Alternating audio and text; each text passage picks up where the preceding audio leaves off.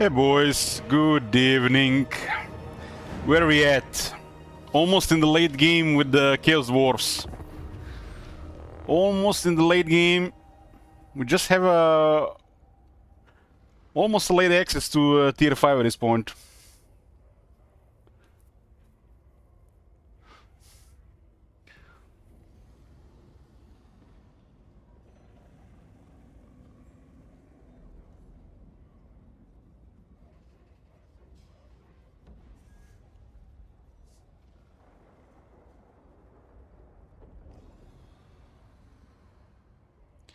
Late game still running goblins? Who? I don't have any goblins. Goblins are in the mines, not in my armies. Need reliable armies.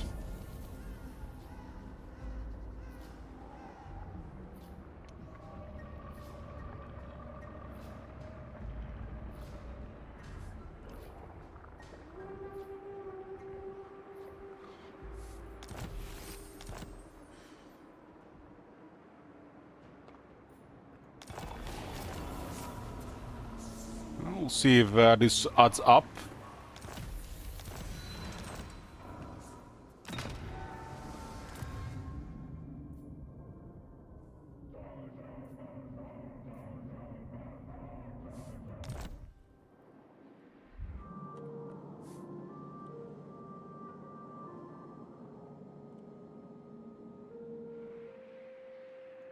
Only one I listen to is me. How do you prefer building any other settlements with Chaos Dwarfs? Do you focus on provinces or on one resource, or do you always mix them? Well, you don't have to focus until later. It really depends on the size of the province and what's in the province. You know, it's gonna be a different thing if you have stuff like marble available.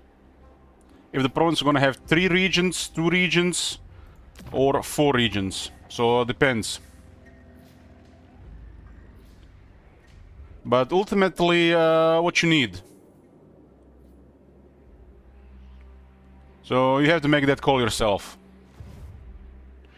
I think the 3 region provinces, until you get more territories, should always be balanced. Once you get more territories, then you can change things around. But like I said, it depends if you're gonna have resources, extra resource available there or not.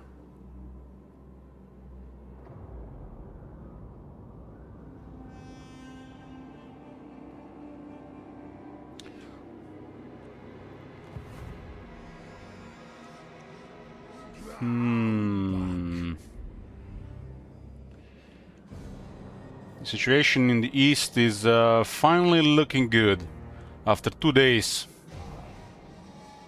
What could have been easily 1 day, but you know, Pepega Elich. Fatanda Draj.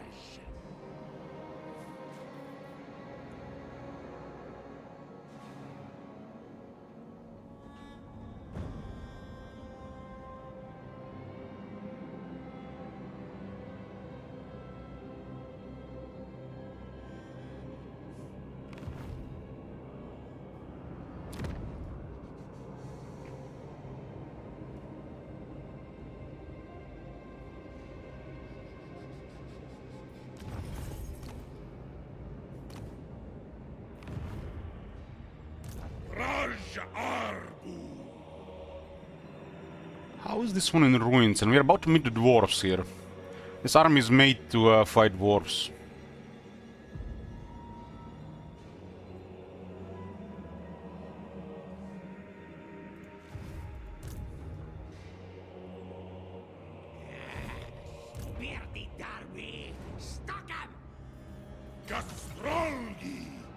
Yeah, losing a little bit of movement here because I have to go around the settlement.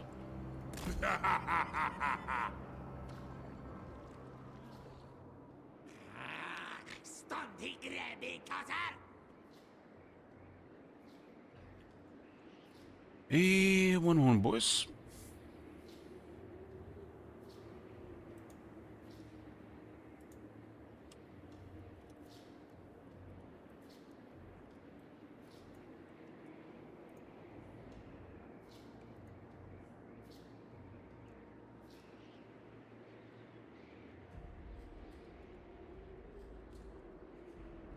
Forgot to put something here.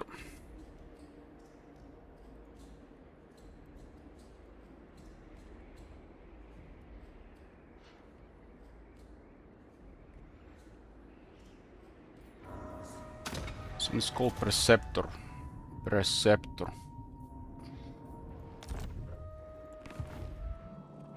The capital, we are getting the Kedai building tier 5.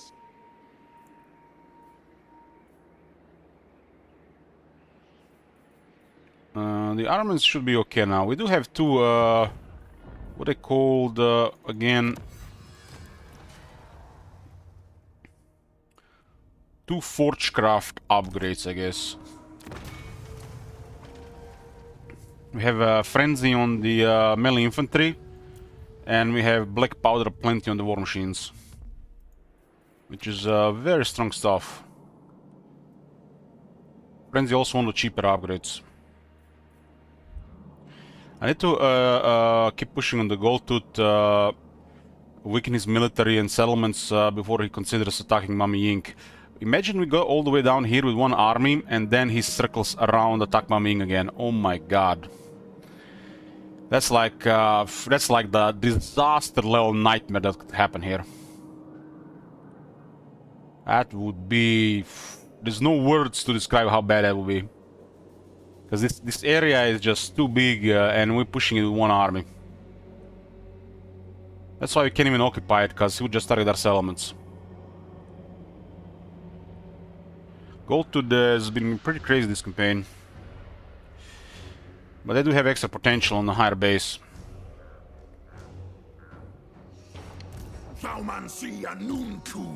Been destroying pretty much all the forces of Archeon in this area. And they're starting to send higher quality armies.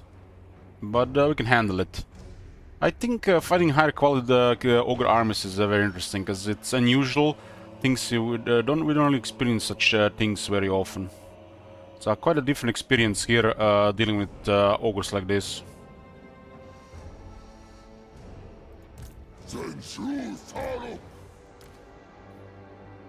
Targok, Gold Hoarder.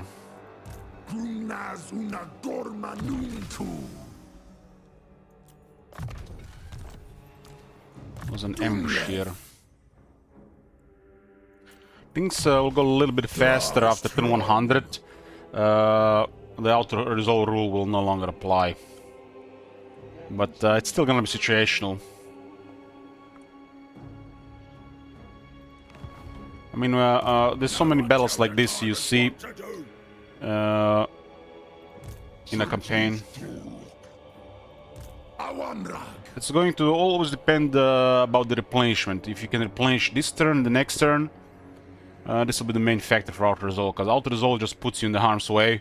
Manual battles are nearly always going to be better. Just you have to sacrifice saving time without putting your army at too much risk from taking damage, because well-oiled armies only will take damage in auto resolve, especially after a lot of repetitiveness and increase in skill and knowledge on how to approach certain enemies. It just becomes grinding after a certain point.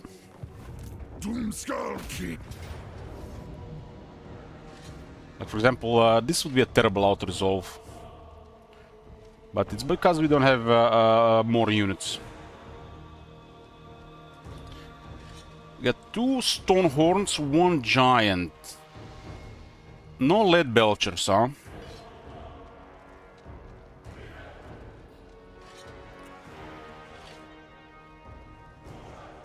This army is made to fight this shit.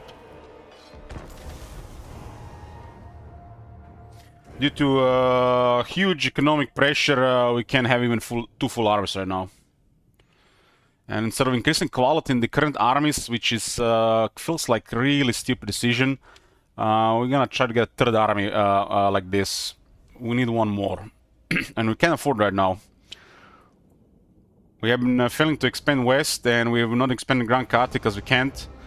So it'll take some time, but we'll get there. The moment we get access to army number 3, it's gonna be a game changer. And by army number 4 is critical mass.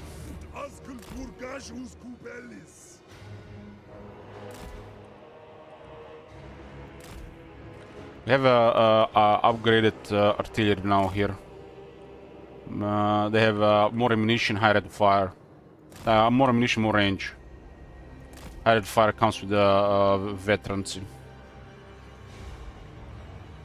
Those Stonehorn do a really big problem for our infantry.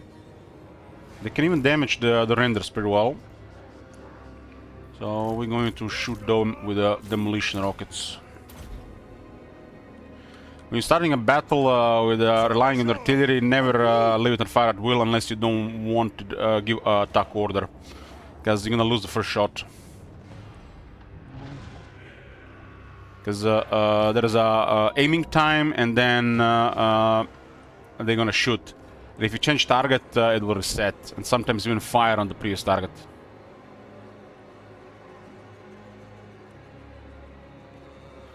This army is currently only missing a Death Wizard. The Lord of Death is incredible with Chaos Dwarves. Just like how their armies are set up, the Lord of Death just fits perfectly.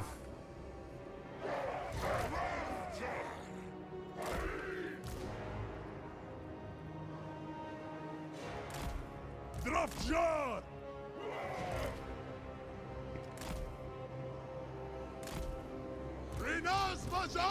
Crew!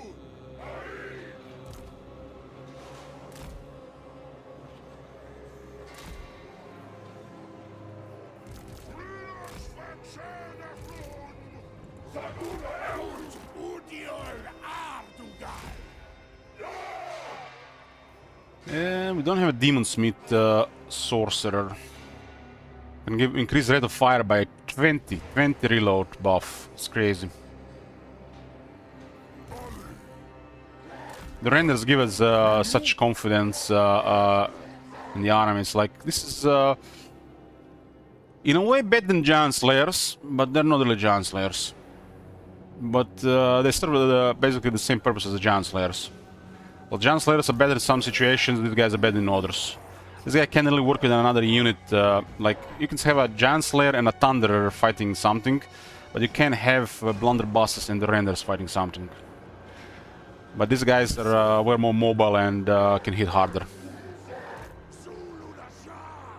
And also way better against infantry.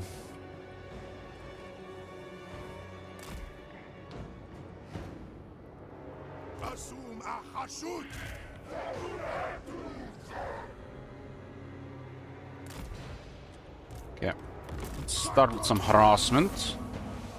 Our armies are highly reactive right now.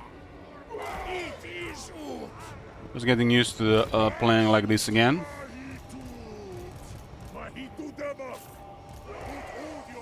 We have harassment and artillery, that's hot.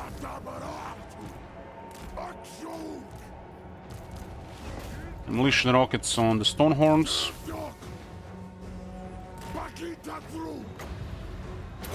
Fate and these guys, why not?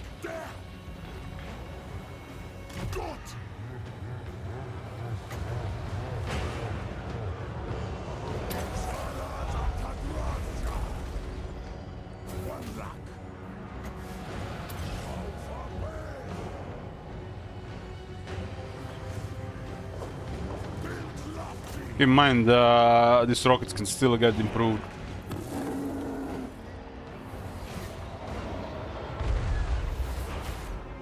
This thing is not easy to kill, they have 25 missile resist as well.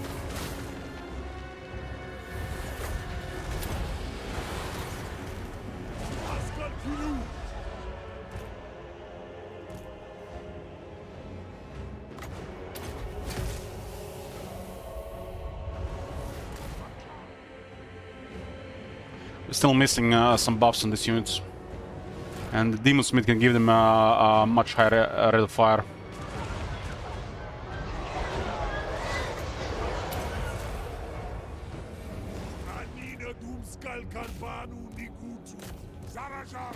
Switch some rockets on the Giant. There's a lot of large attackers here, but we're ready.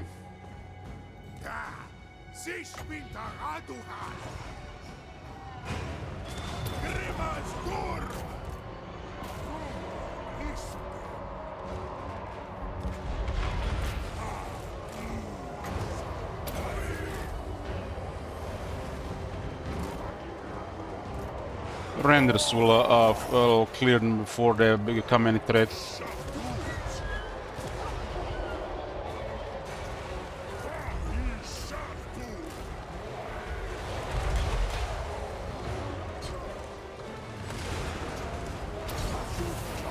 See how the Stoneholds just break formation? They should never reach infantry.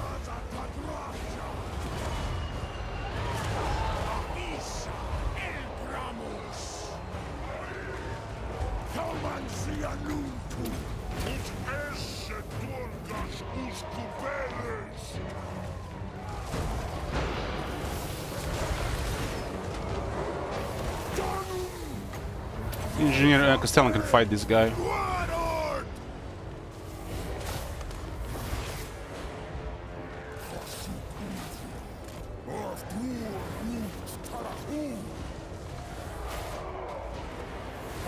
Two hunters, feed them rockets.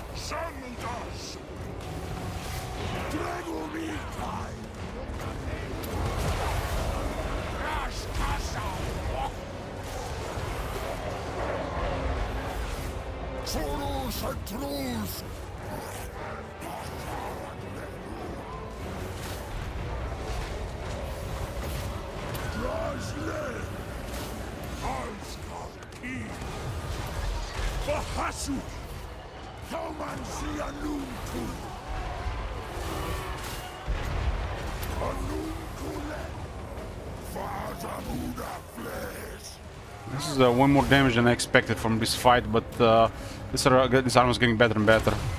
We're slightly outnumbered every fight.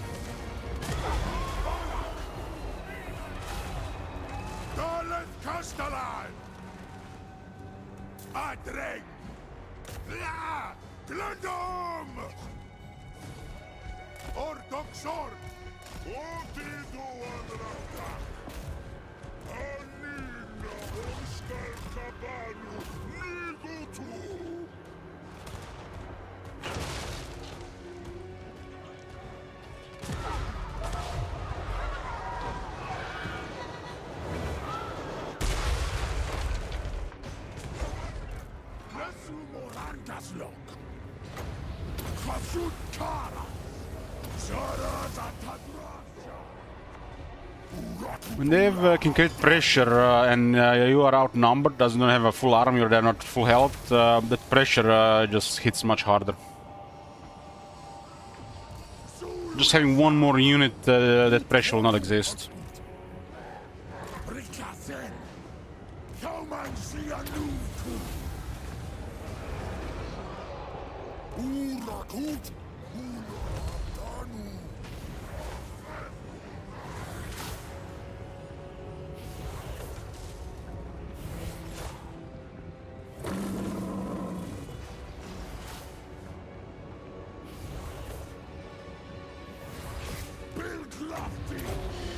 Okay, let's finish some of this stuff off.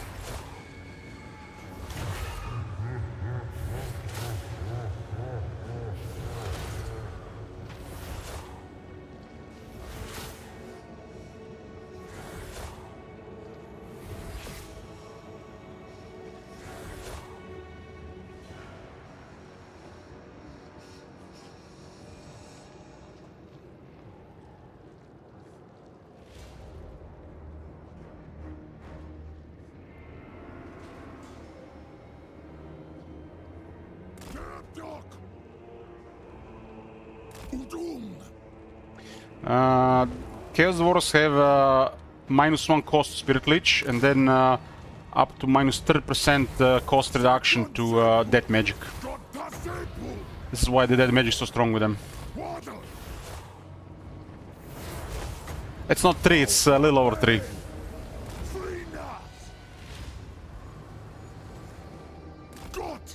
They get access to really strong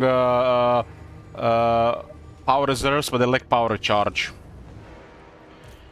This gets somewhat more balanced with multiple wizards. That's why I want to get another wizard in this army. Another wizard with another Forbidden Road, it will be perfect.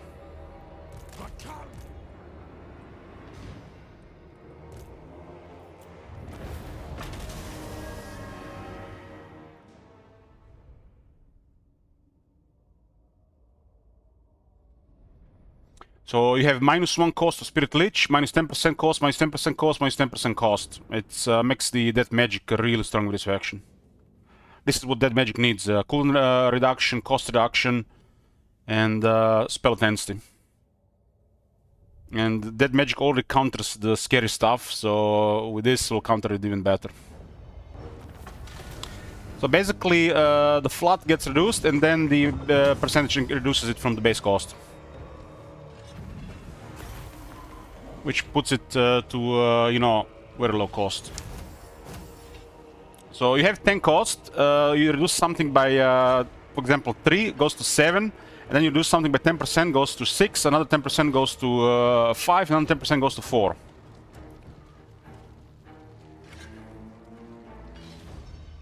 Everything is reduced at the base, everything is buffed at the base. This is why we don't increase weapon strength on Satan, because the skill points are not really worth it over the other skill points. Because it'll increase the base damage for Masu, it will not buff the his big AP damage buff.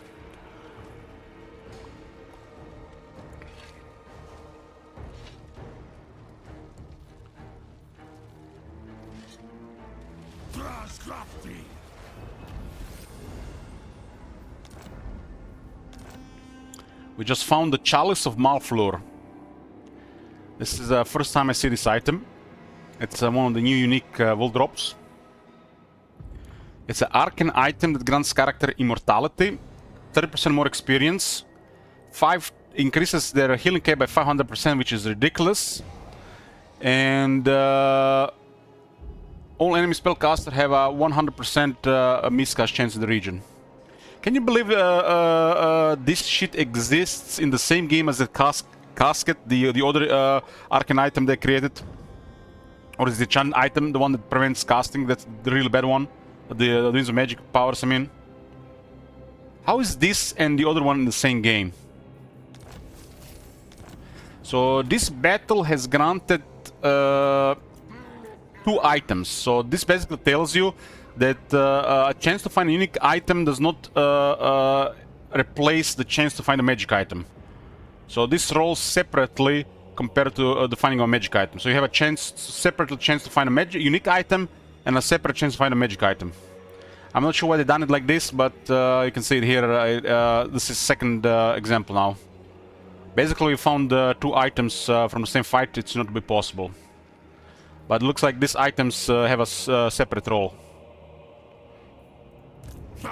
Cannot believe they create shit like this and that other one in the same game. And this can be salvaged for 2,000 gold, but this one still doesn't have a salvage option.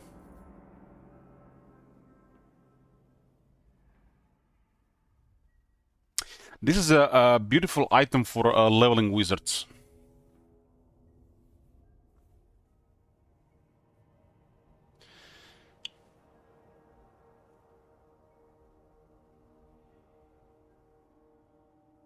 So you're telling me you put this on Kugat or Durtu and they have like, I don't know, 200,000 health?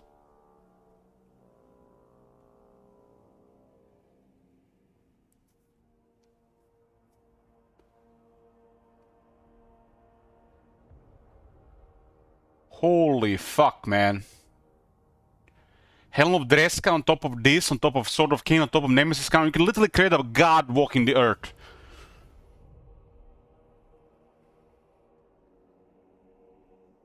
This being an arcane item, dwarves can probably equip this on their rune slot.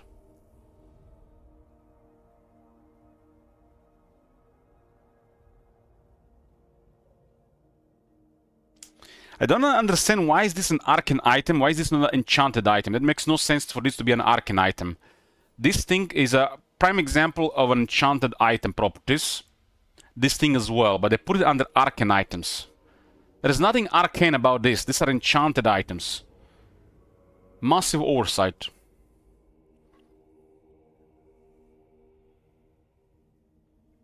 These are prime example of enchanted item properties. This is not arcane items.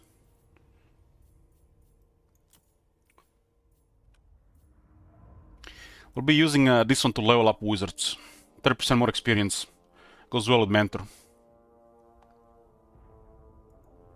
And we give the guy immortality early on.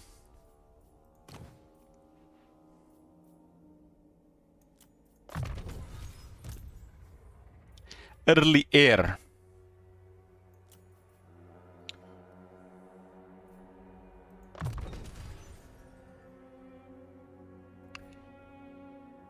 Okay, the next step to buff the missiles is the blooded bombardment. The Tomahawks gonna go crazy with this one. Dalabdanu.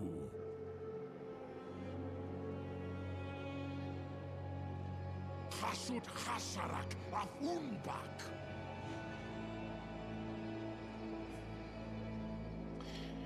One sec. Mm-hmm.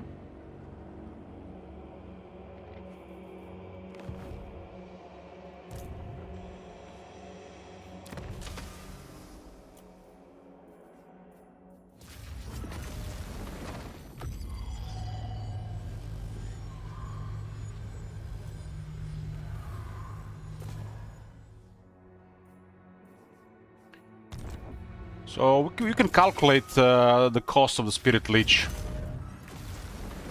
for the Chaos Dwarfs without anything else that could be possible.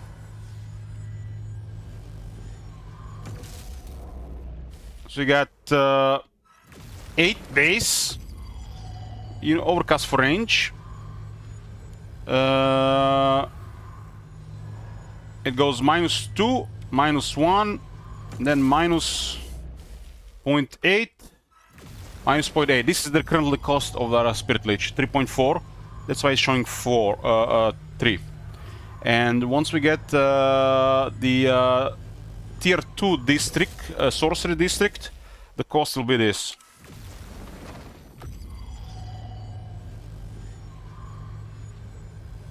As considering the Spirit Leech is nothing really special without proper intensity, for the late game this is above average.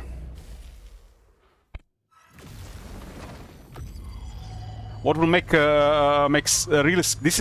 what will make this scary if you have 2 wizards and you cast a Spirit Leech and a Spirit Leech upgrade on a single target with about 20 intensity, ideally 30 to 40, but 20 is possible for these guys. And this will make it scary on a single target. But the best part will be the Fate at such a discount. Fate will cost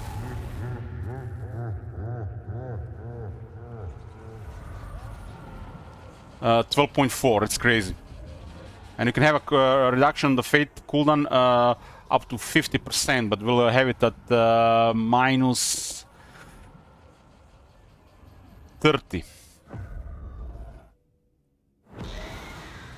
Fate for 12 is really crazy. That's crazy stuff. Spirit Leech is nothing really impressive unless 2 casters are casting it as the game progresses. You have to have at least 40 spell intensity for Spirit Leech to be formidable with a 1 caster.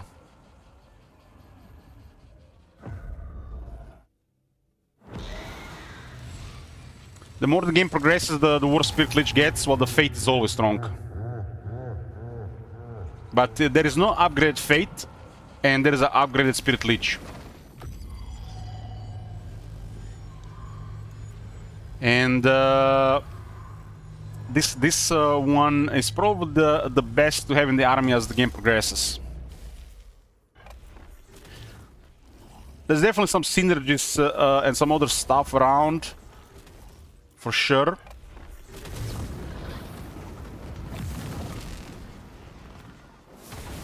And the Lord of Death cannot be really matched by the other stuff for this faction.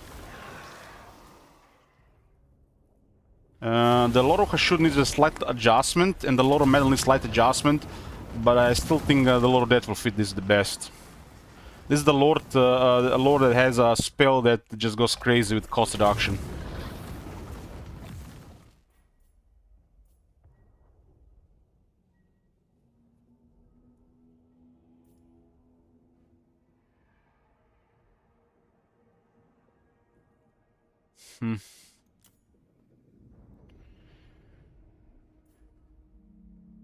I think a lot of metal has a big potential with this as well. As the game progresses, the Lord of Fire gets the weakest. Because it cannot deal with things directly like a lot of Death and a lot of metal can. Every lore has some huge advantage depending what you happening, but I don't think nothing is more reliable than the Lord of Death ever since the Intensity got out of the game. The Lord of Death has become Lord of Death, and we're sorting at about 20%. It's Lord of Death. This faction just has too good stuff for Lord of Death. Just what it is. Like, for example, Fire having costs and cooldowns done. You're gonna kill stuff with Fire with anything. But Lord of Death will kill nasty stuff. Fire cannot deal with nasty stuff. That's what makes the Lord of Death so much more powerful.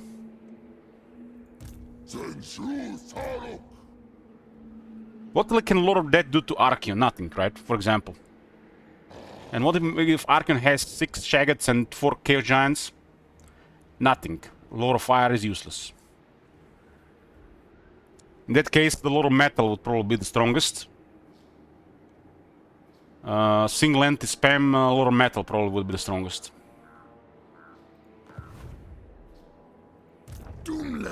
So it really depends what you're dealing with. I think the Lord of Death is the most optimal in the way of dealing with threats among the lords these factions have. If the AI would be recruiting single anti-monsters, nothing else, then Lord of Metal will probably be the best.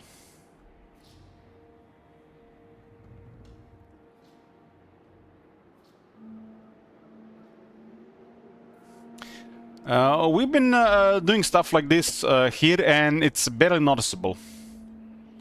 Barely noticeable. So, for example, let me give you an example. I mean, I understand Kindle Flame is good with the fire attacks. You can buff unit survival damage, and then you can enable flaming magic attacks out of nowhere. But your units engage, and then you buff this, and then the unit starts taking more damage. Just think of it like this. You cast Soul Blight or Fate of Bayuna, and you get a better result.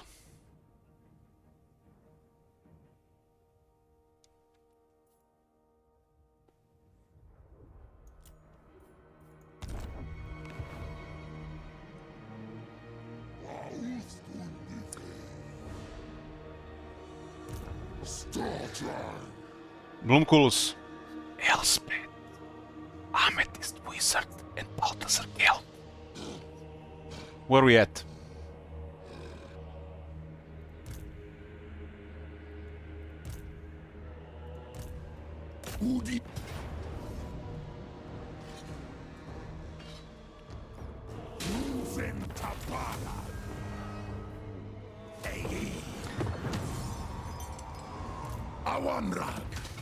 So, if you guys don't know what we've done with the Lord of Death, Spirit Leech has 2 seconds longer duration and 20% higher damage, so it's above average base. Duration, lower duration, a little bit more reserves. Increased duration, same with as the Spirit Leech, just less damage increase. More damage. Overall, if you don't take into account spell intensity, I think this is about 15% stronger. The intensity changes to the game since Elspeth have done more to Lord of Death than we did. We just removed the multiplayer part. So instead of this thing being 13 with 50 damage, we made it 15 with 6 damage. So basically, let me show you the multiplayer here. If you guys don't understand what I'm talking about here. This is Spirit Leech damage in vanilla. You don't take into account ward save or spell resistance. 650 damage. That's shit. That's not even average. I think on average, if you take the resistance as being the game, you get like 2/3 of this being effective. This has been butchered by early versions of multiplayer. So unless you get 4% intensity, this is really bad. In the mod, we did this. So this is the average damage.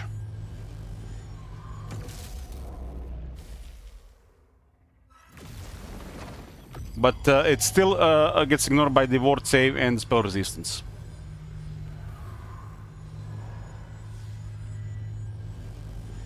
Oh, that's actually incorrect, my bad, that's incorrect. This is what we did in mod. This. So the difference is 250. But it scales better with the spell intensity. So vanilla is 650, mod is 900. What buffs the Lord of Magic more is the spell intensity, which there is slightly more of it in the game, and the sea added even more. As if you have access to more spell intensity, Lord, that is just immediately better.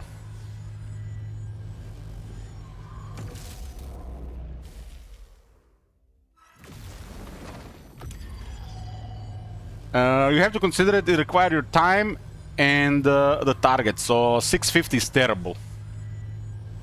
You take an average resistance of, I would say, let's say take it 15. 15, and it's barely over 500 damage. You have to also understand there is a lot more spell resist in the game. A lot more.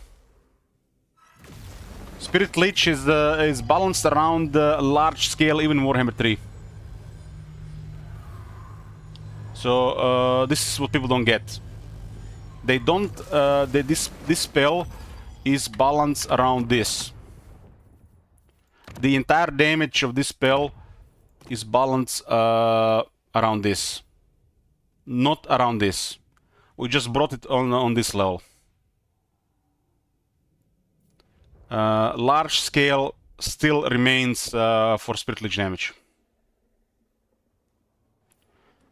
Spirit Leech is not a damage dealer. It's a way to cripple single entities. And for this to be successful, you have to cast it about 6 times. Why do you play Ultra not large? Because large is shit. They haven't. The large has been discarded. People only were going about large while they were bitching with the poor computers. Everybody has a faster computer now. Large doesn't exist anymore. It hasn't existed for years. The only reason the large is used if you have a very slow computer. Even now, the most average computer can run this game on Ultra with other settings lowered down. So until like 2018, the Magic suffered balancing because of the large scale. And the Spirit Leech has outdated values from before. Even the Spirit Leech in this form is not a damage dealer. Are you not paying attention to the battles? Have you seen a battle where this guy has done mega damage? Your common pleb in the chat will tell you that this guy is ultra destructive. Well, this guy looks like shit. Why am I favoring Lord of Death? So they still don't understand. They want big dick numbers. Death is not about big dick numbers. Death is about denying elite units. This is about big dick numbers, clearing trash.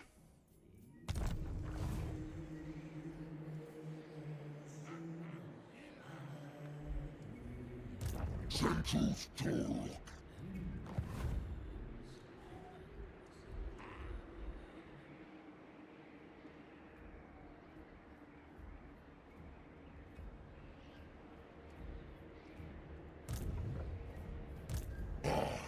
Sana Central's. Angonuves.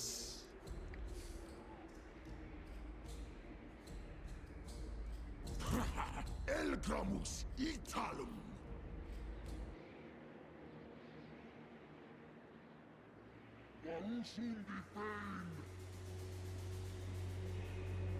How do you kill a giant or a stonehorn with a lot of hashed cookies? Without adding another unit in the mix.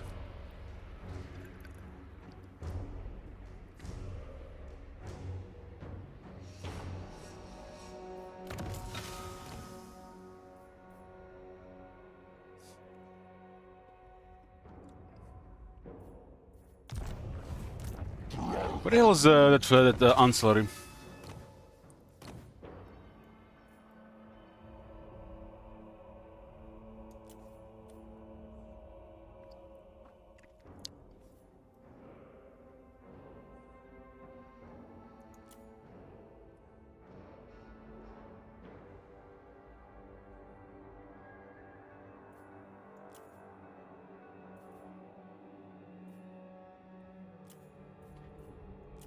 Ultimately, you get a lot of lores, so however you want to approach the battle, you can approach it like that.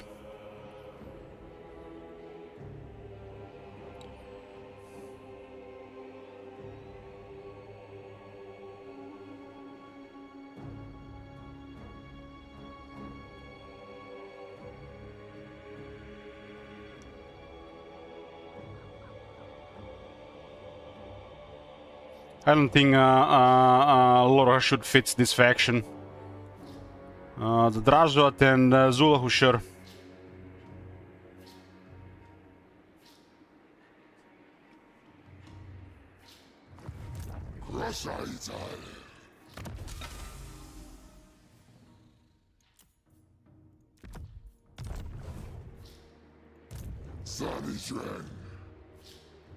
Indeed.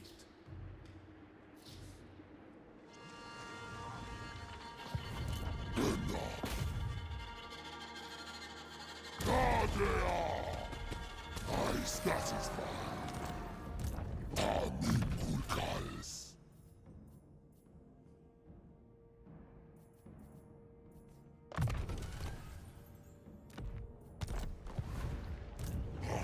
Abu Atum.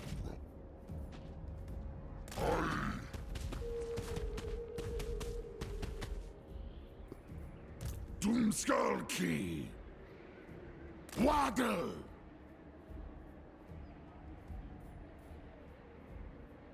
Oritor.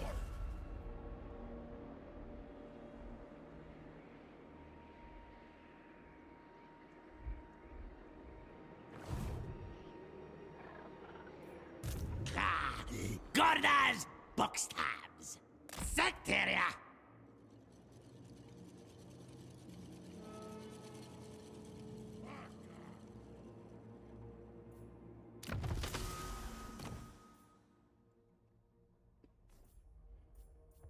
Nothing on this guy, nothing on this guy. We still get a assault unit trait.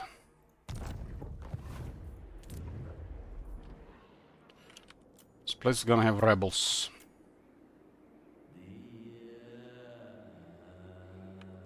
Ying Massage Parlor, I forgot about this.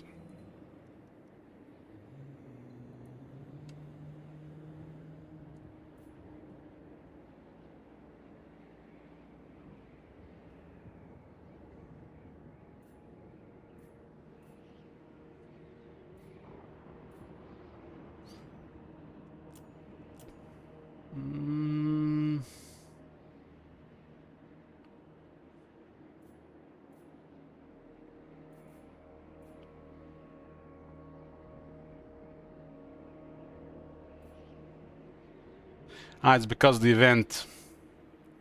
We got an event that's gonna give us 40 negative control.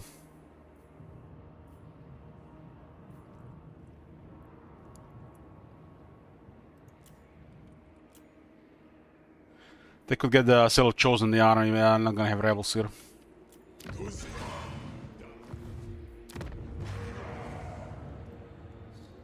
Grumnaz una dorma nuntu.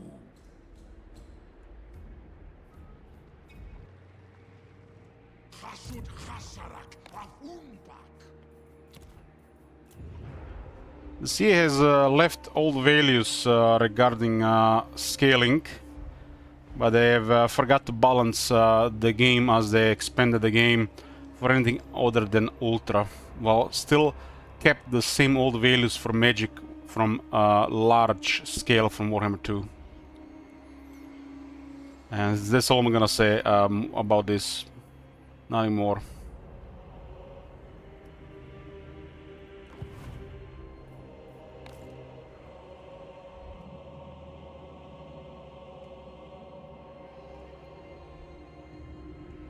Regarding magic, you have a shit ton of lore, so use whatever you want to use.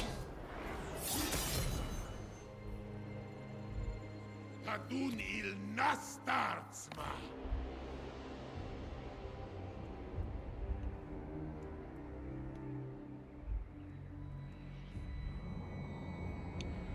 I, for one, feel incredibly powerful when I cast Ferrobuna and the units just die.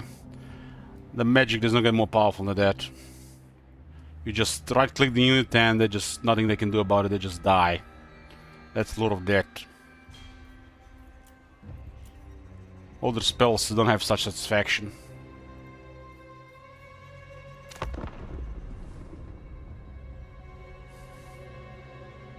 Dakwa zaudi. Well, well, well.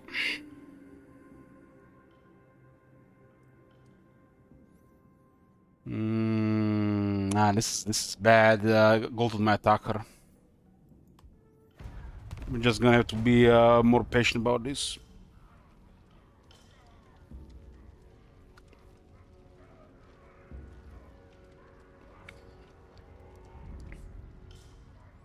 If gold to attacks her before we weaken gold to the sufficiently, this is gonna be really bad. I think like gold is like transition right now with 7 ST armies, and it's not only we can defeat them, but we can fight them all at the same time. They'll just disperse and hit the settlements.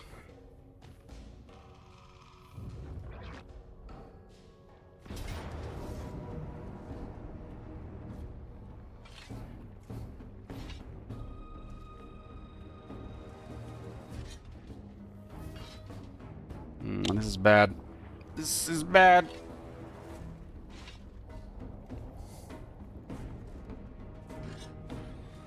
You can't fight outnumber with a dead battle line.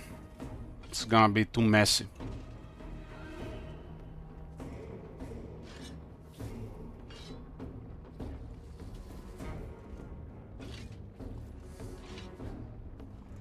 Oraklek.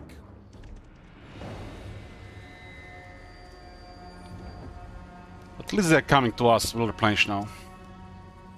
Maybe I need to get that replenishment technology.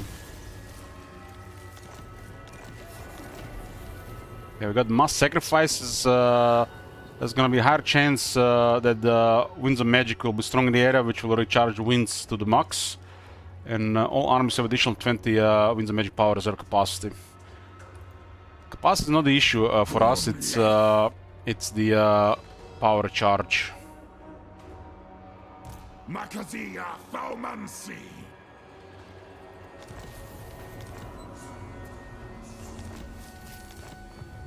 Only what I listen to is me.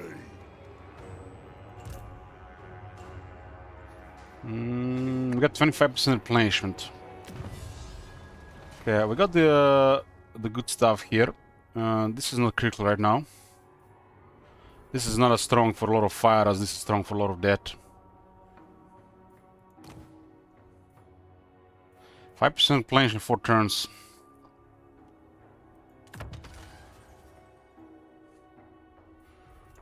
Put us at 30%. These 4 guys have been a menace in this area.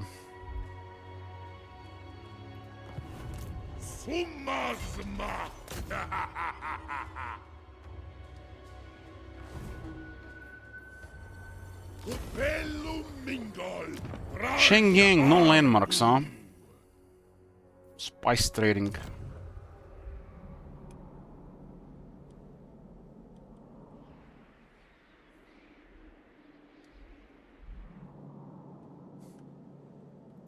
You stand before the Supreme Matriarch once more.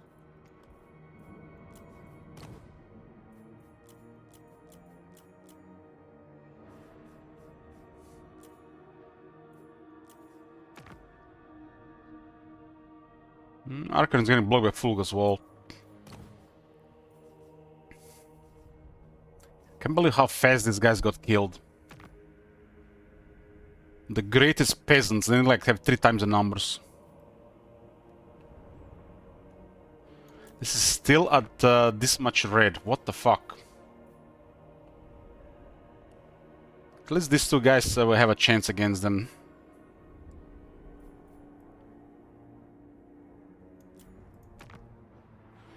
Manfred is still fighting Torek, Krogar, and Skrag. It's kind of crazy that Torek survived all this. I guess he has too much of a buff to lose the last seat. He must have Iron Breakers. Vlad has still the same wars.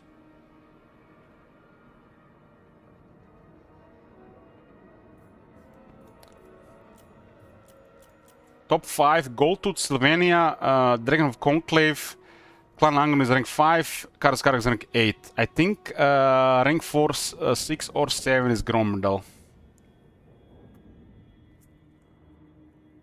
And I better not see Lastria full of dwarves.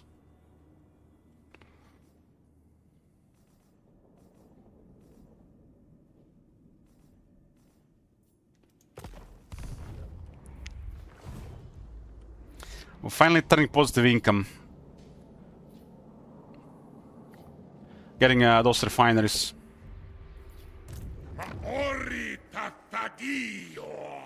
Okay, we'll trade this one to her.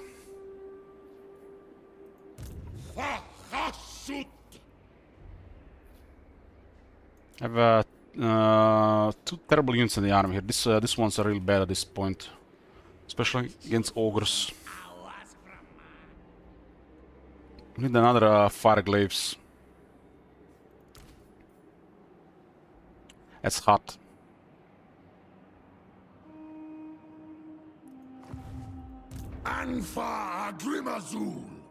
Seems as they can make a damage in that fight.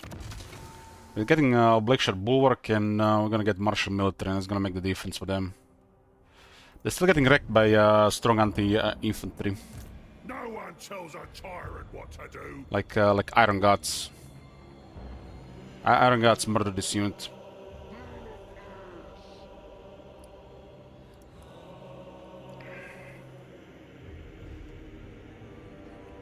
We done Iron Gods justice. They have 15 anti-infantry, not 5. Can you believe this shit still has 5 in vanilla? These guys approach your infantry, yeah, gotta counter them, otherwise the infantry go poof. And they are still considered poor compared to the most recent power creep.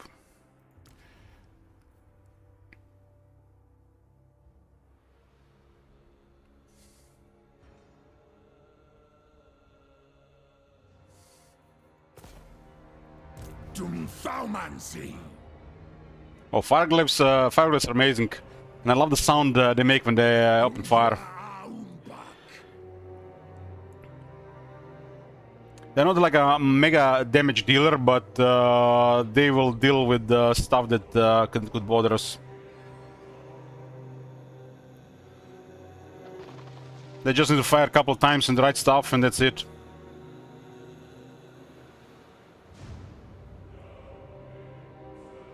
Yeah, we're definitely experiencing some nasty ogre armies this one, and that's like very nice to see. This is so rare to see. Oh my god! Have you seen that shit? Holy shit! What the hell? There was a last fight. I've literally almost killed 2 Stonehorns, almost killed them. They still got into infantry and they still made a mess. If you see a Stonehorn approaching your infantry, fire till it's dead. Don't even leave it on low health.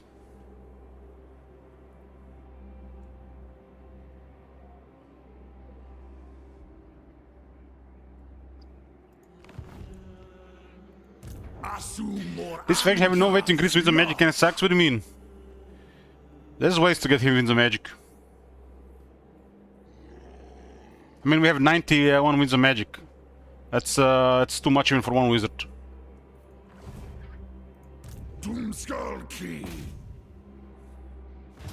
That doesn't really matter. That doesn't matter.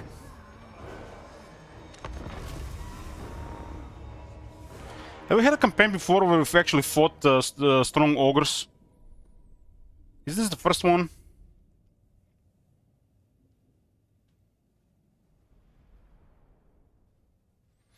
As long as the weeds are not negative, we recharge them.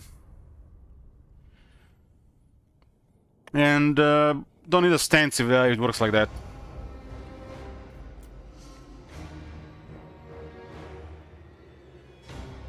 Positive income, yeah, I got tier 3 factories there, bro.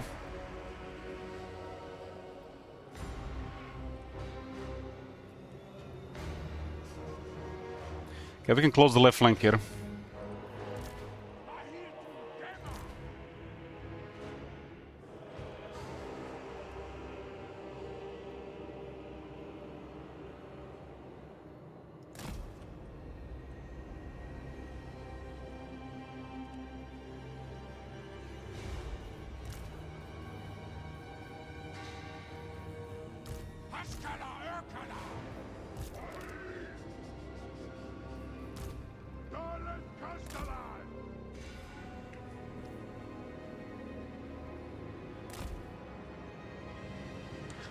So Kugis, I take it you played a lot of Chaos Wars. What do you think about the Magma Cannon?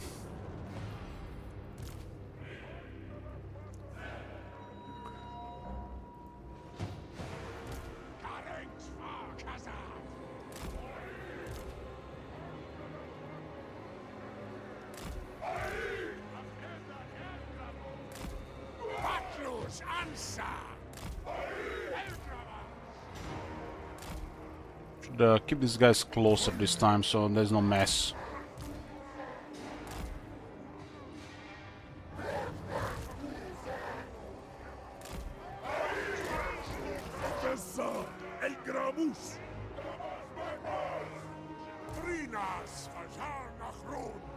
Yeah, they nerfed both the Magma Cannon and the rocket launcher.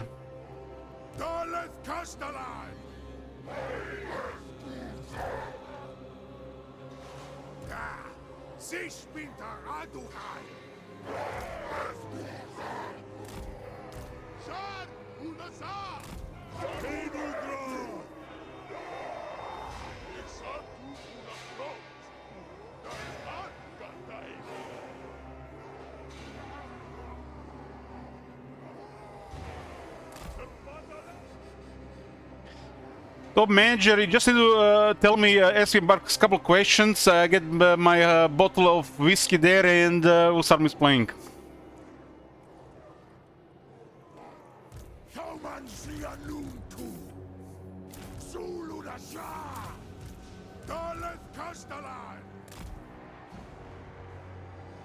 Zharr unazan! Askar! Mahitu demak!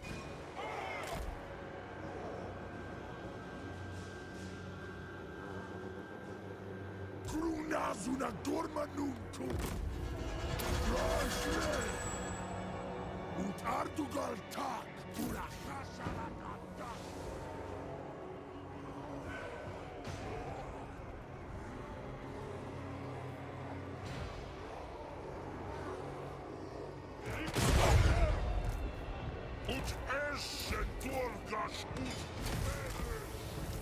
Giant.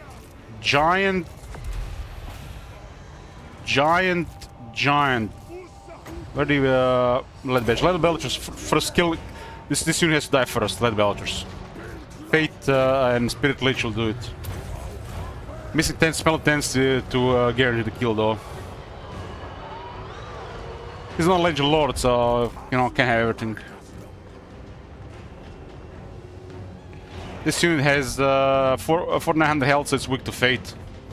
And Spirit Lich does puts it a little bit close to the edge. So another 10 intensity would have done it. Gotta go deal with those saber tusks. I think we're just gonna keep the rockets on the giants. They're not as dangerous as the stone tusks, but they'll still wreck shit when they get close. This unit gets murdered by the renders. No, we should flashbang here.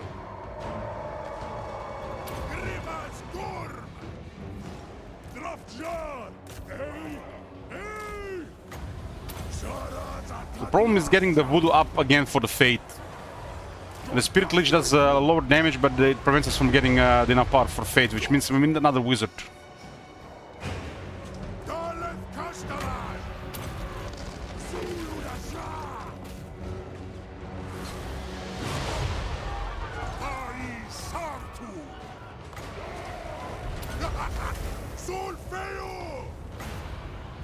We'll get another 10% discount and we'll be fine at that point.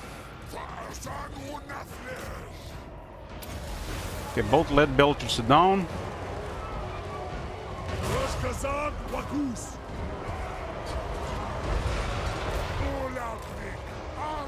We gotta debuff the damage here a bit.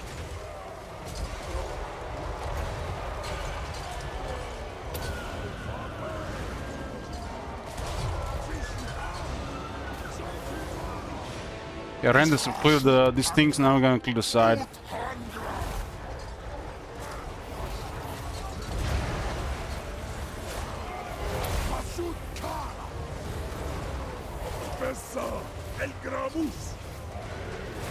Yeah, our infantry is definitely struggling against the ogre units.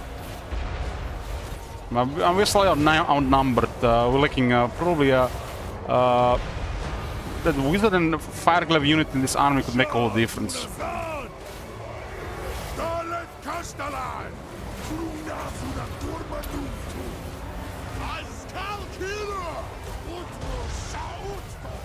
Another render maybe.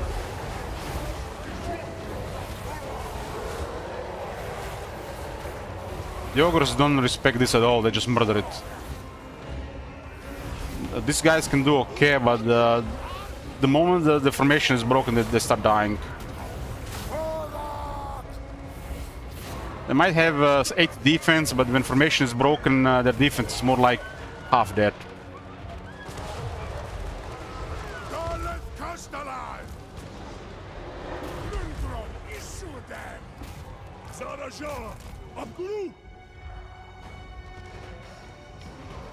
The Die Destroyer has the same role as the Saurian. It's there to wreck shit.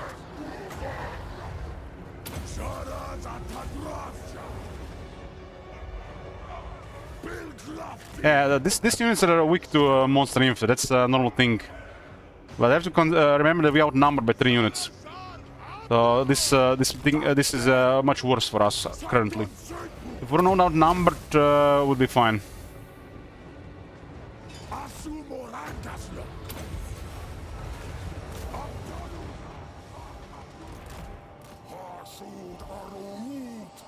We can put a lot more pressure on their army and have units fight not really outnumbered all the time if we had 3 more units.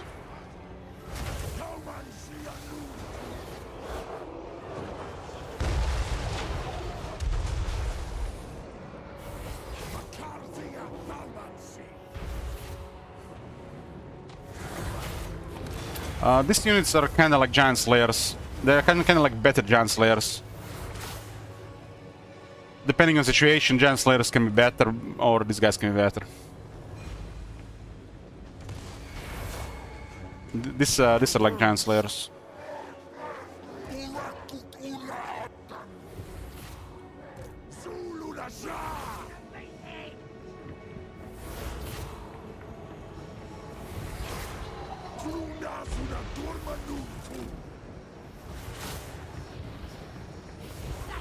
You know how much damage they did? Nothing.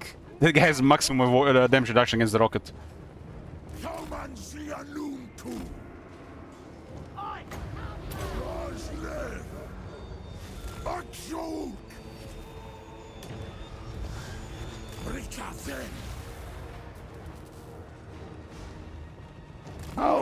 The difference will be mega once we are no longer outnumbered.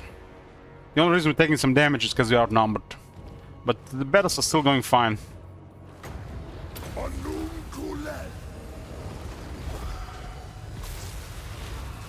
Barrier is basically an extra health pool, Firefox. So the damage reductions work the same.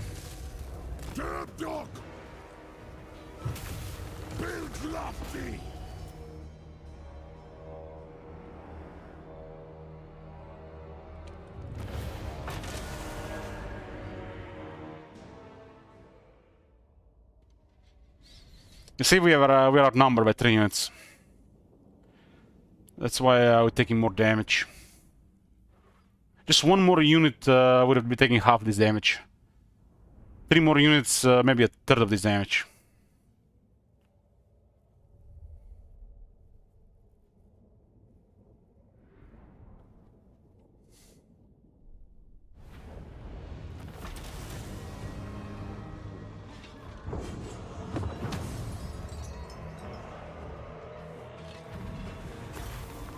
I'm getting good battle loot here.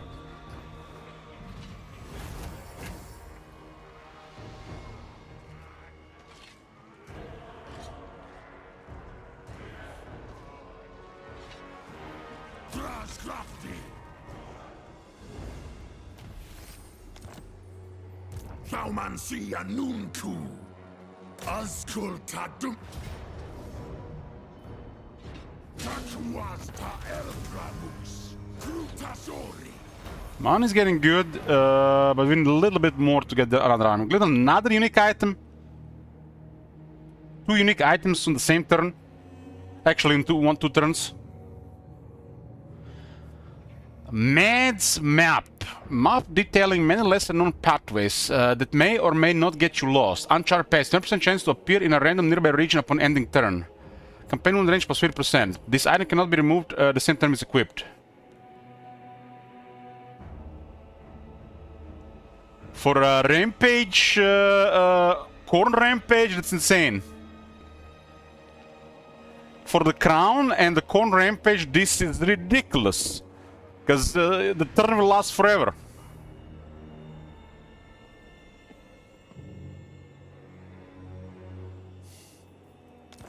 And they added some fun stuff for sure. Grumnas una gorma nunku. Engaris. Tassadu ardugal ula hurry. We need to replenish. Hasut udial manu araf. This one I'm getting another replenishment tech, so we get replenished faster. Right now, we're getting slowly chipped away if they keep sending armies.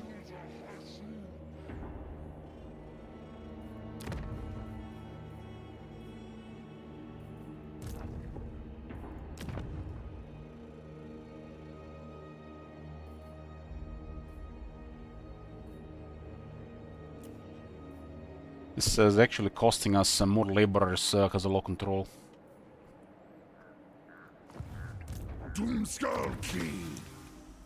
So can we put that item on a hero?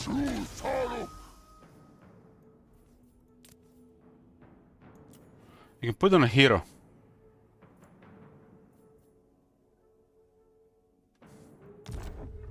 Yeah, we'll confirm it if it works. Where's that Gobo?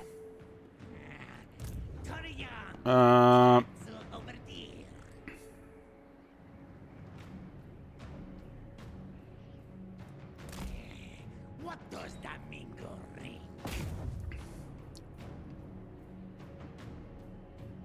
Dakam! Critical success! Oh shit! Good night. So his movement is right into this brush here. Huh?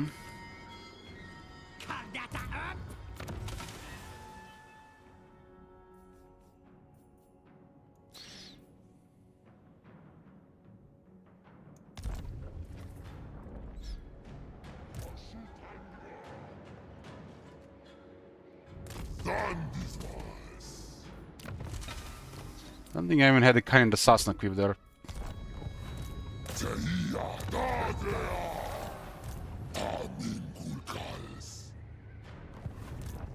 Yeah, this is a horrible movement on this side of things. Okay, we'll put it on bull tactics and see if it works on a hero. First test on a hero.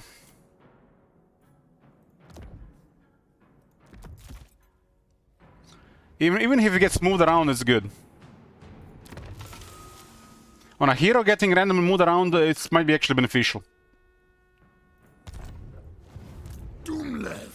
That random movement could really be beneficial sometimes. Hopefully it doesn't bug.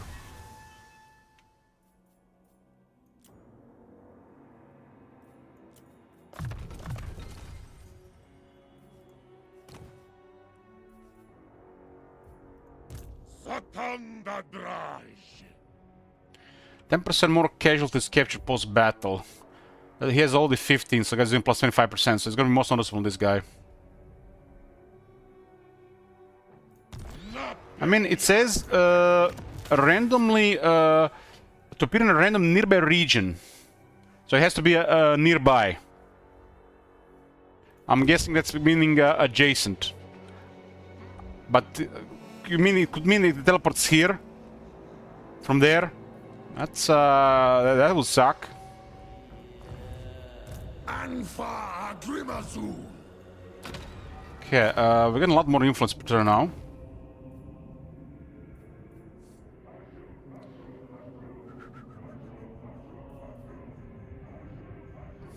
Let's keep getting more items so we can Gamba.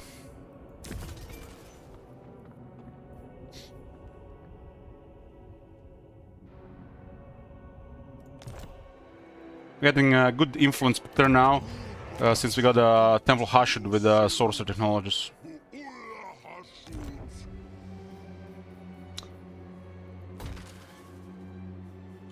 This place will be fully built up today. I'm getting more tier 3 stuff. I can see the third army in sights.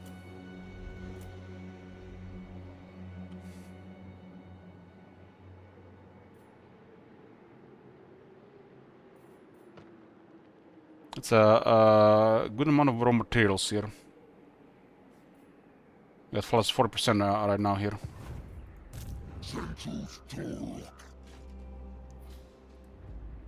We will. We have those seats are cheaper right now. Here, you can even get all of them. We have a lot of influence right now per turn. Let's get all the easy advantages first. The Tower of Zharr is kind of like a bunch of faction effects that just gonna give us some big advantage over time.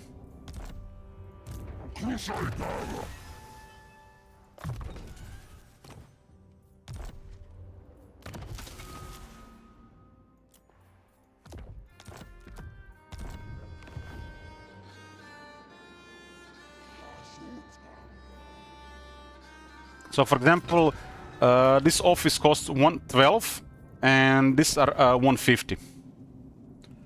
So it's still cheaper, and those are still beneficial at the bottom.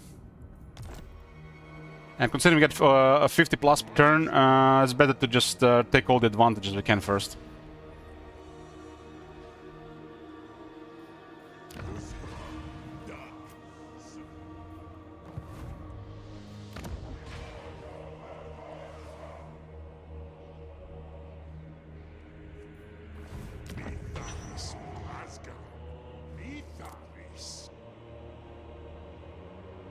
We don't have enough extra labor to send in 3 different places at the moment.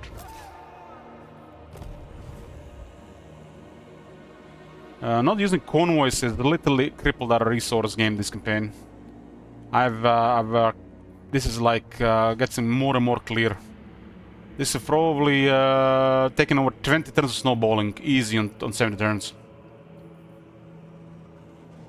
Because look what I mean by this. See current card there? We can get so much labor, for example. I'll give you an example.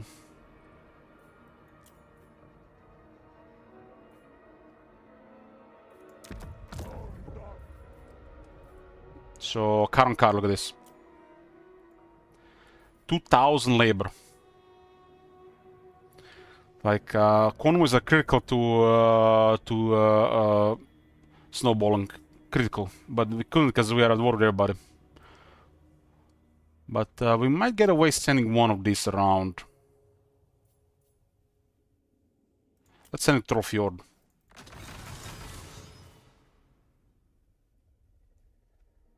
It's not much raw materials there.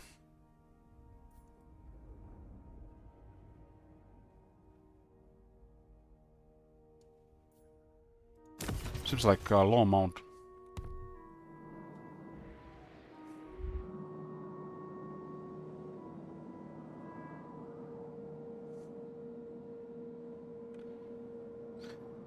Like, if I was playing this campaign, I would have brute force my way to Greece this whole just have one coin available.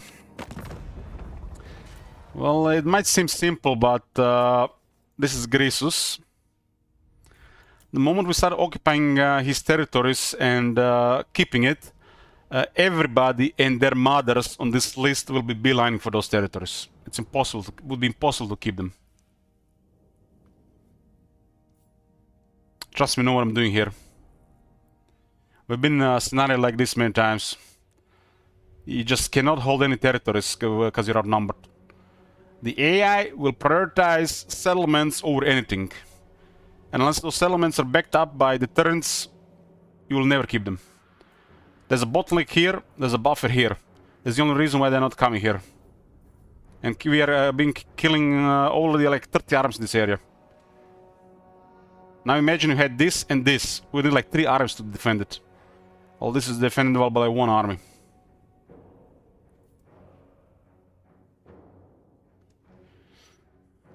Man, it is what it is. This is a scenario and we go with it. The CA has increased the base potential that is affecting the extra potential too much.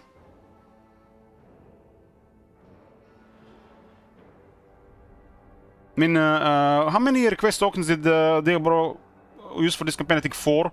One was for that anime game. So that's a big request here.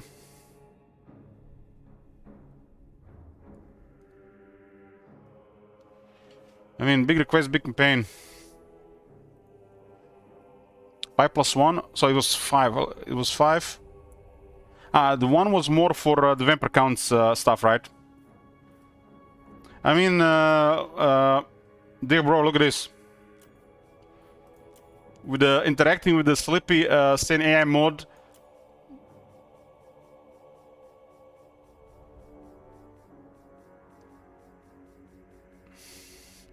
Elich is such a bad player. No matter how many years he plays the lore, he always ends up fighting everybody. I mean, it is what it is, man. I'm living in a fucking tunnel, man. There's no left or right, just some forward.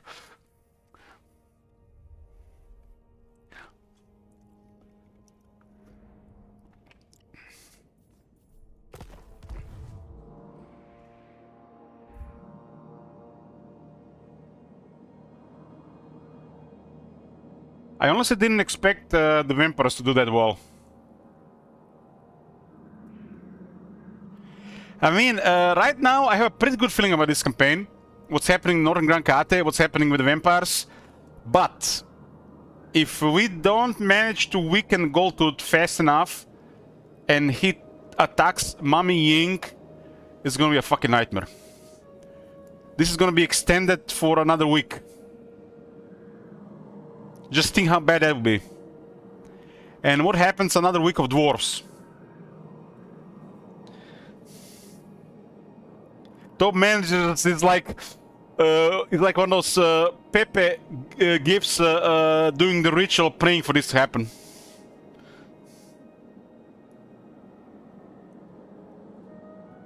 There's a plan here and we're executing it. It's just it's a lot of work.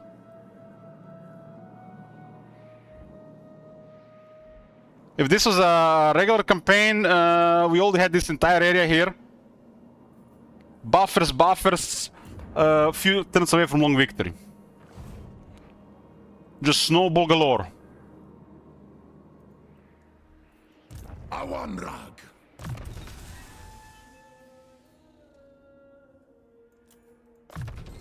Drastrom.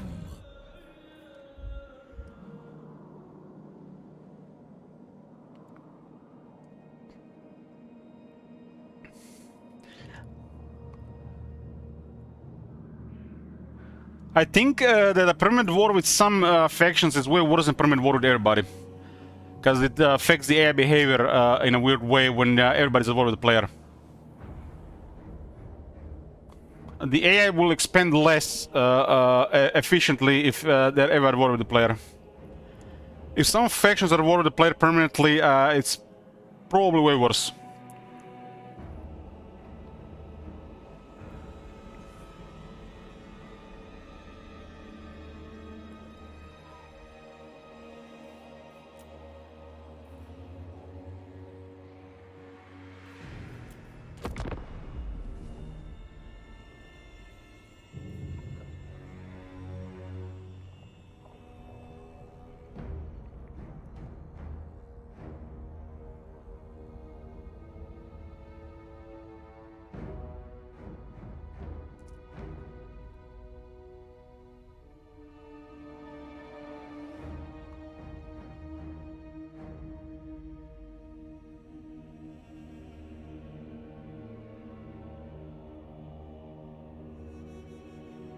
Ischata bes uzavta bargruni.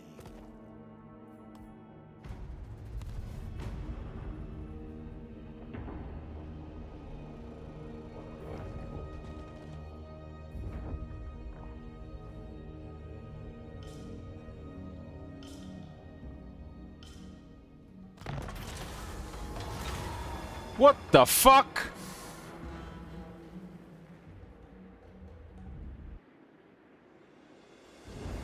What the fuck is this?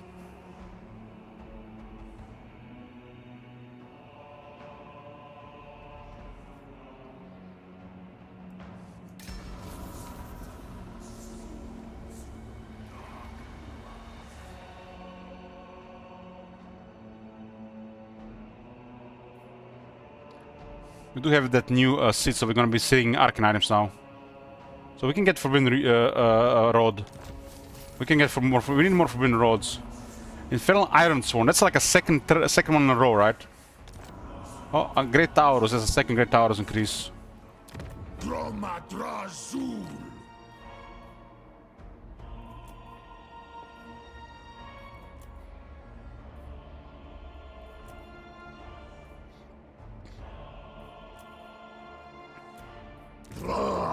We can level Demon Smith Sorcerer pretty fast once we unlock him. But it's not gonna do what we want to do unless we get another Forbidden Rod.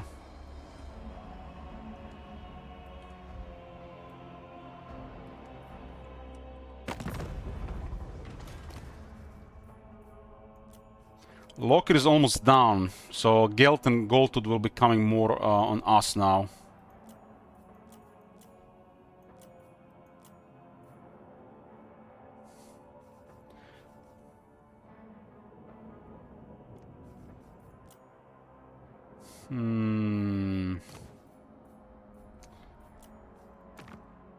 How did they gain territories, man?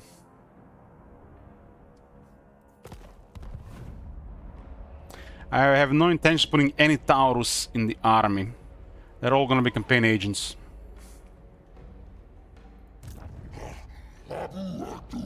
They're excellent as a campaign agent. You got the Assassinate, Assault Units, Assault Garrison, Effective Agent, Trusted Agent. This is like perfect. So like a semi-legendary hero. And they have a trait that literally will make them ignored by the AI. Minus 20%, another minus 15%. Basically on rank 8, there's only 35 ranks difference.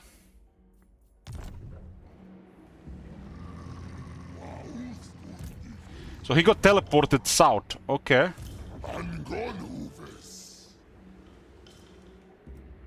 Doesn't look like he gets the moon buff though. It doesn't look like he gets the movement buff. Campaign movement plus 30%. This is not. Look at this.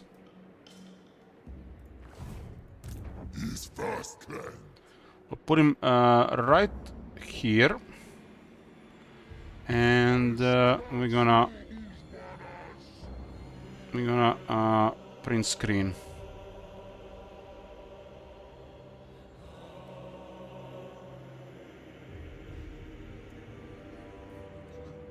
Okay. Oh, oops. Good thing it was not one of the booba stuff.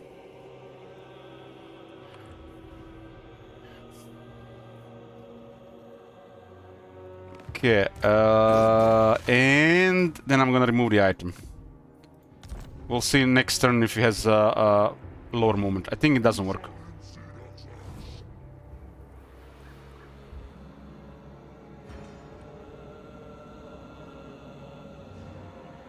That item is that's an amazing item. Well done who they've done that item.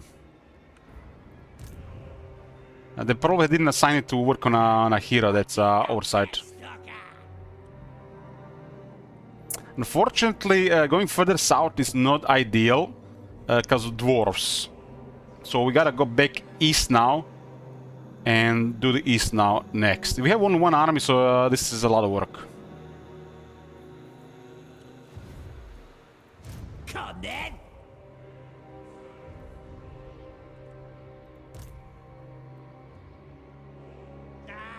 Why is there a desert on the road? It's not. We want to fight dwarves. Dwarves are amazing for us. We can get dirt rich fighting dwarves, but the problem is, she's no longer more dwarves. Okay, that changes things. She made peace with the clan Helheim. But now we have to target Goldtooth.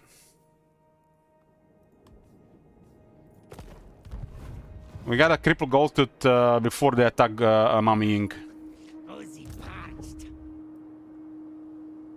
Stroll then! Should be safe to march here. One stroll!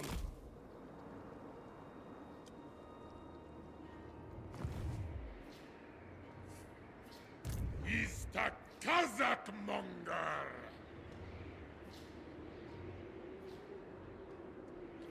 Our movement is 205. We're gonna take our chances with the map for additional 50 movement. Hey Ansler, we don't have a Wheel of Fortune act for this one, unfortunately. I forgot to turn it off. Zharr una erpetu! Imagine that was active as well.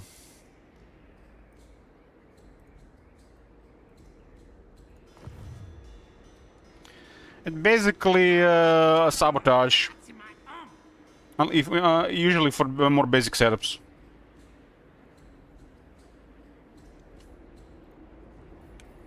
Makazia Thaumansi! Abdanuan!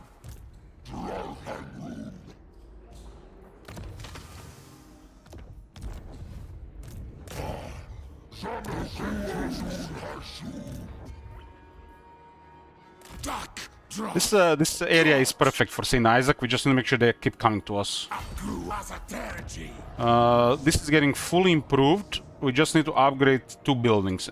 3 buildings and it's done.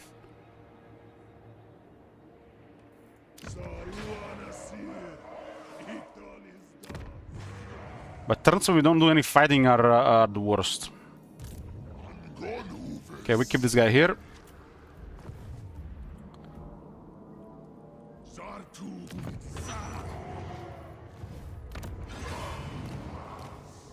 Stubborn is perfect. For a campaign agent, we want stubborn or apathetic as a minus 20% chance of hero action from the enemies.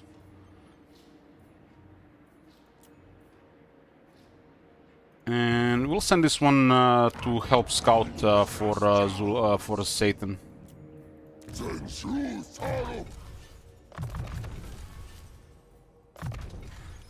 First target for these guys to get a vision, and then assassinate enemy heroes so they don't get immortal. Especially the factions we might be fighting for a while. Kind of pain in the ass when you're fighting ogres for a while and they got like 7+ immortal hunters. Because they have stone horns with additional missile resist.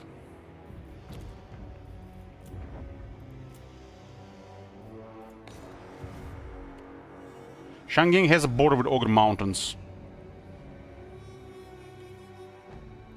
Through me, you have the celestial emperor. Well, we have completely we have her completely on our side now, and she's looking to start a war here, especially with this military.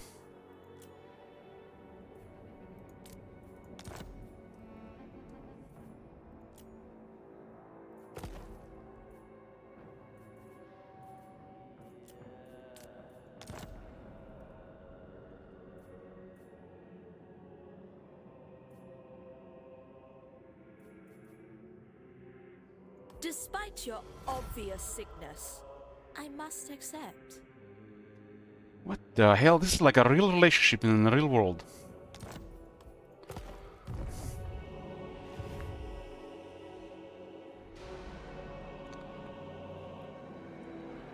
Well, they got their capital back here. So the next target is the Jadewing Mountain and the Village of the Moon and Zizu. So this lowers border gore. And then the Jade River Delta.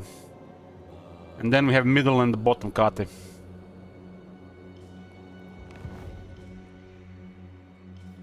For Weird and Zharr.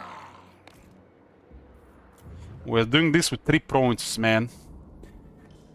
We'll get the Chimera Plateau and Gash Kadrak soon enough. Into Plain of Zharr and Eternal Warfare.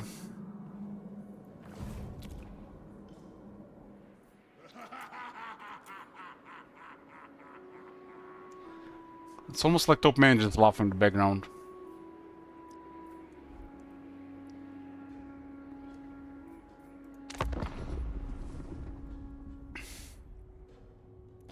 I mean, we can control it ourselves. The ogres will just take it back in a few turns, because we can guard it.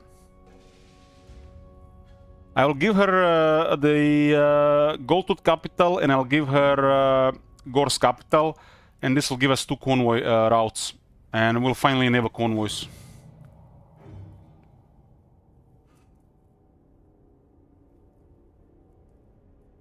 Ideally, she should cover the area below Zharr into the Badlands.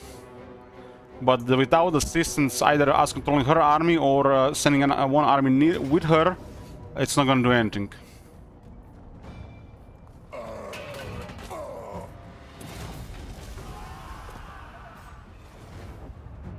Us magos. The Arndo I think 3 armies we have to control ourselves, but army number 4 could be used to assist the ally into fighting these higher potential factions.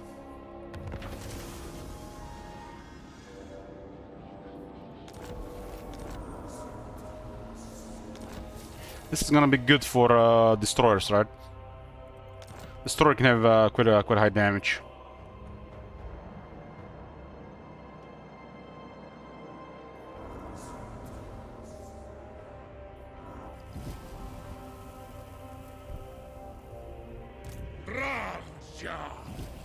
This guy has managed to harass Zayton, damn, on rank 13. Damn. It's a decent damage. Some old school geeks here.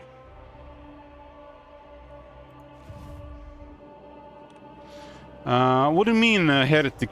I like the potential thing, but it would be better if it doesn't affect the auto-resolve.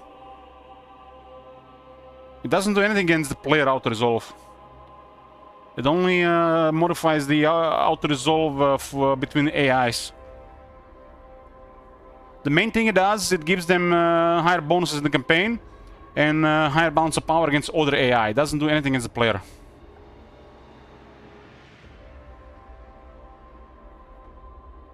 I mean, this is by design. This is why the gap should not be more than 1. Because then the other factions don't have a chance. Unless it's like a bunch of variables. Yeah, don't worry. For the future, we are making sure that the cap is more fair. Because already at 1 is a big difference. So we have no intentions of making the gap more than 2 in the future. They will still have a mega advantage in the Shroud, but as you have the vision of the allies, they will have a chance. Not a high chance, but if it's a strong faction, they will have a chance. We don't want them to not have a chance, but we don't want them to have a decent chance. So we want them somewhere in the middle. The allies in the should not be winning on their own in scenarios like this.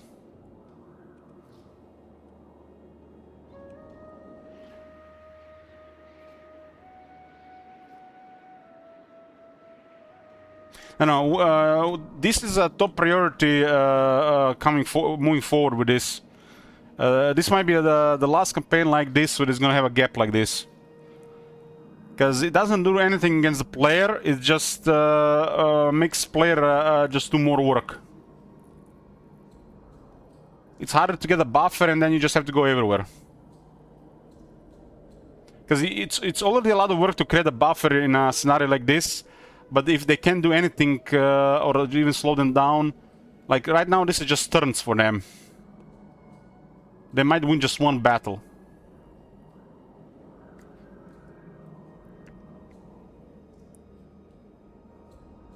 Like, if this was a regular scenario, in right now, Goldtooth would have a mega advantage against Kate without the difference in potential. And when the potential is in the mix, it's out to win for Goldtooth. The million scenarios, they win million times.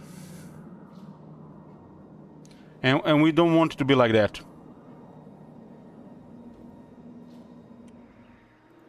Maori Tatagio.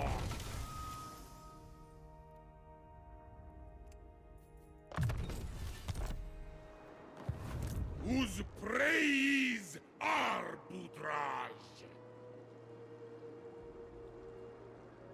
Yeah, pretty much. Yeah, pretty much. This is a different scenario. But in a general scenario, I was talking more about general scenario to major.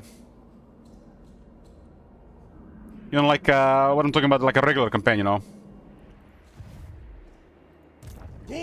I just get tired of saying that it's not a regular campaign, you know.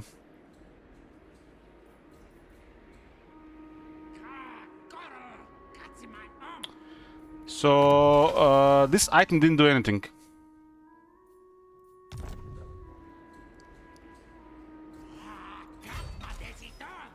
Oh, it actually done it now.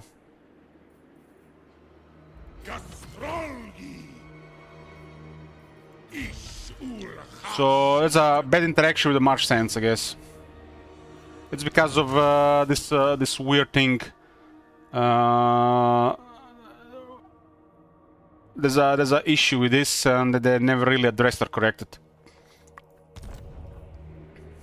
Basically, right now we have more movement in a regular sense than a Marsh sense, and it might cause some issues. Somebody has put this in the game, but whoever was working further in the game did not respect this, and this value makes no sense in the first place. And by adding an item like this in the game, it just confirms it that they're not respecting the original design that somebody had created, but they never used it in Warhammer 3. Remember, guys, the movement points are all movement points with net percentage. And they then tried to copy it. And then they didn't copy it, they instead just kept increasing movement range when they removed the percentage. Because you see what it says here? An army's base campaign movement cannot be increased more than 50%.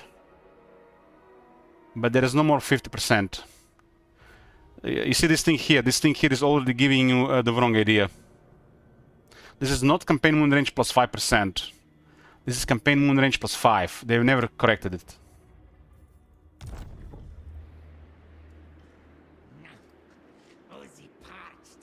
One day they'll correct it so it's less confusing.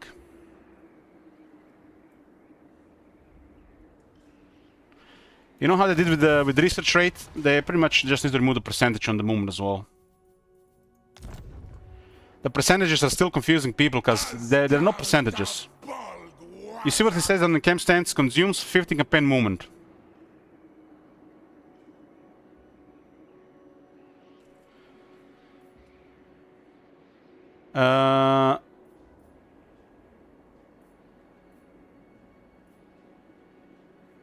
It's still confusing. This item was recently created and it still says 50%. It's supposed to say plus 50. This was hella confusing in the past when they everything was percentage, but we figured this one out already in Warhammer 2. Everything was flat, but it was still in percentage. And then they early on in Warhammer 3 they actually changed it.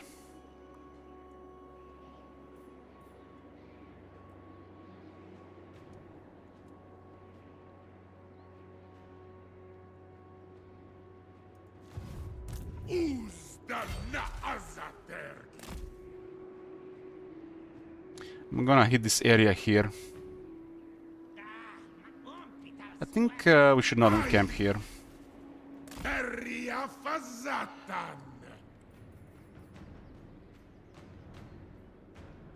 Okay, we are approaching military. There's an army in this place. 20 units. They are in this area here. We gotta get a little brag. Only a keep.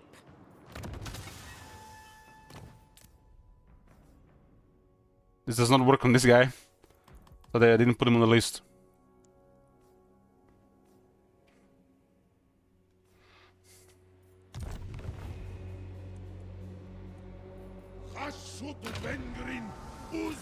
We're getting, since we got the Temple Hashut, we're getting a nice amount of influence.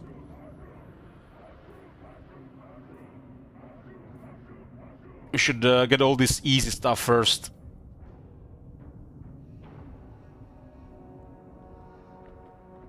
This one is probably the weakest. We can ignore this one for a while.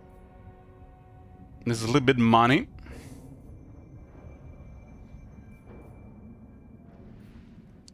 Let's get the excise collector.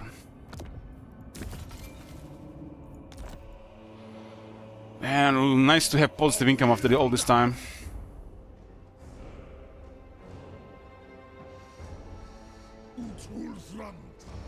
They're all dead. I'm not sure what happens when they're all dead. But it's gonna be a while to get to the top. Should go sec, raise the blizzard peak.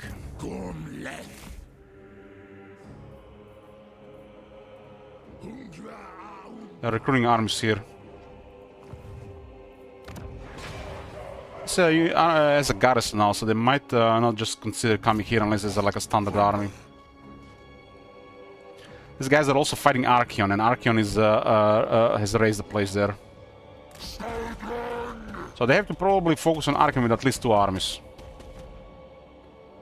Archeon has stronger units due to Regiment's Renown. Minor factions have no access to Regiment's Renown, so they are overall weaker. It's not just Legendary Lord that's a factor. The Regiment's Renown are a bigger factor than Legendary Lord. So that item does not work on heroes.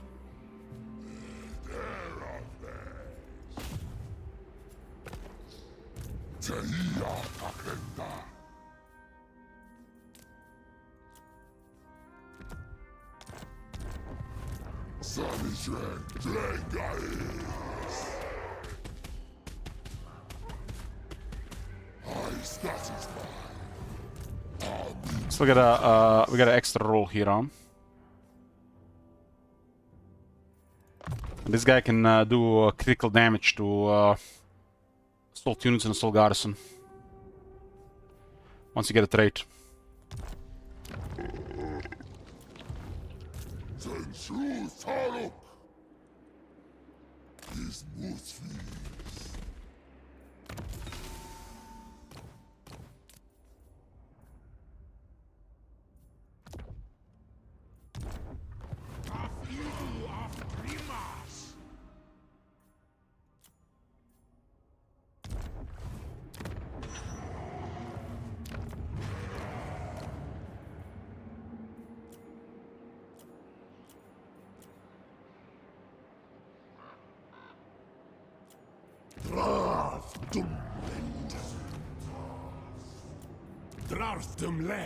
Trying to get extravagant on a lot of debt. Not no Rick is.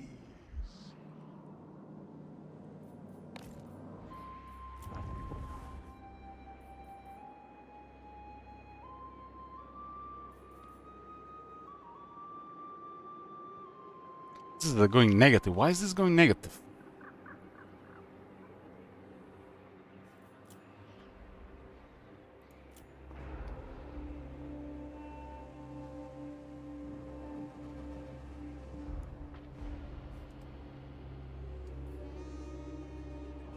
This is the labor. We have not enough labor. This is what happens when you don't fight 2 turns.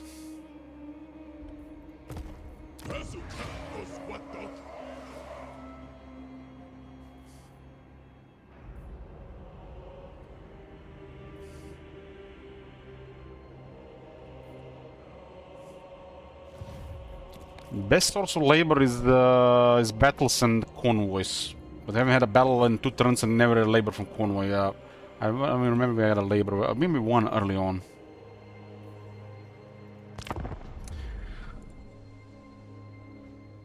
Will I be doing the siege beta? No.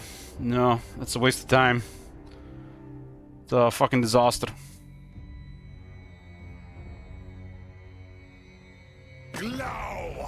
Shut as. Centrots drung. We're at war with 17 factions. And we can get peace with 2. So at war with actually 15.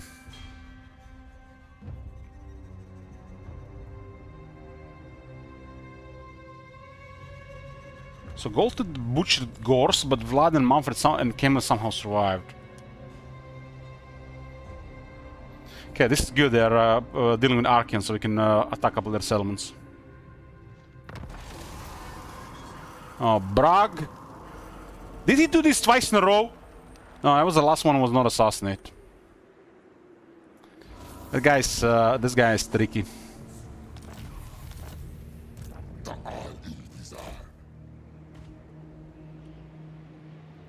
I kill quick. You die slow. That guy is pretty awesome with the campaign map.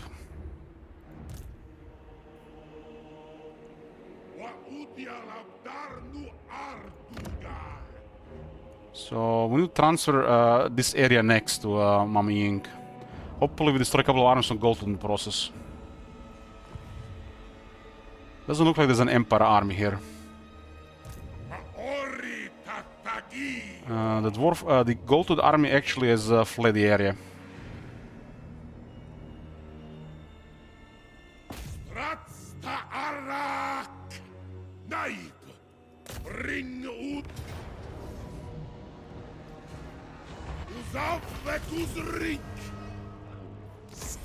I need labor.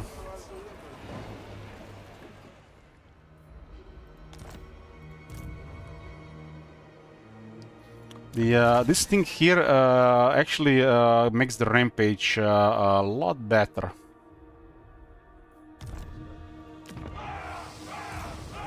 Without it, we won't be able to attack this settlement here.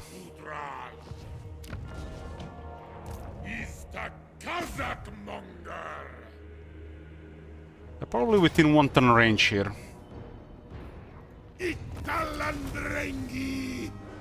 We need labor.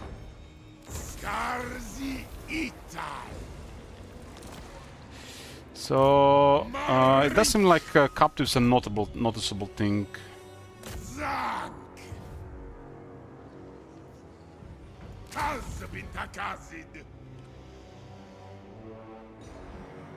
The army is transitioning, so hard to say where.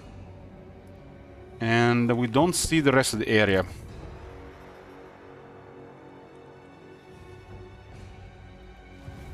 It's unlikely they are here, but possible.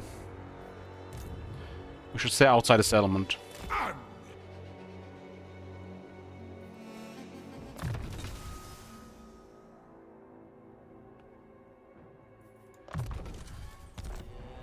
We got a bunch of labor here.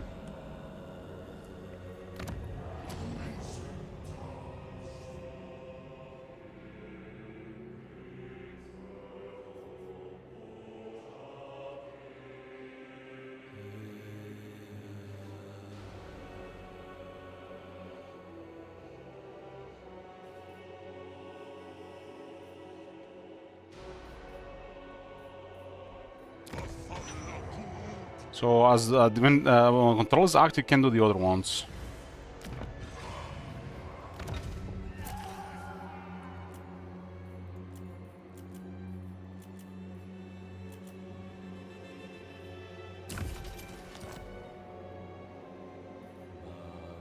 Seventeen.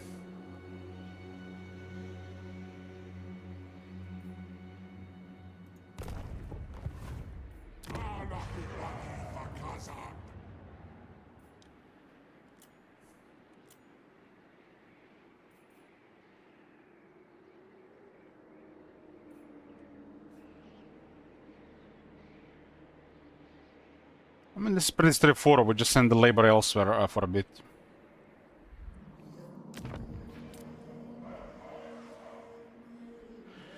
Ogre Pleasure Facility. This requires materials.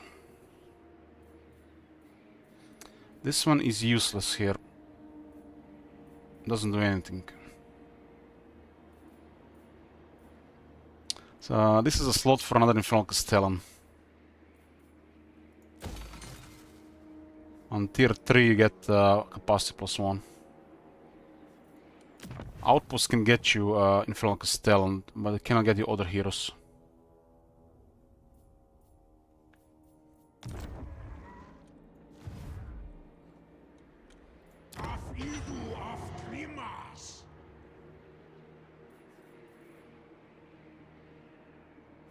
This one costs 2,000.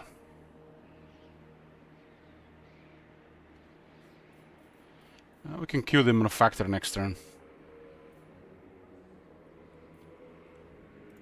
Anfa Agrimazul. His first claim.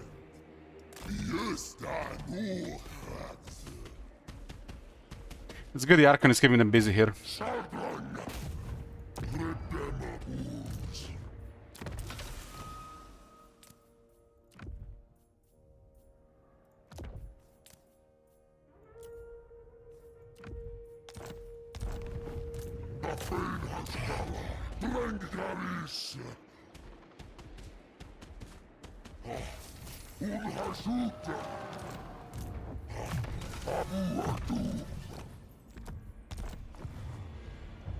Asumor Angas Lock.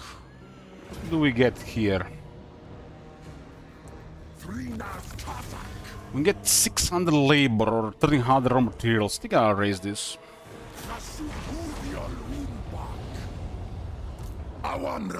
I can say this guy has lower movement than the other army.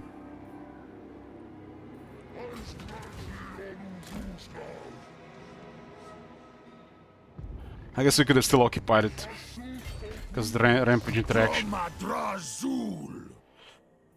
Yeah.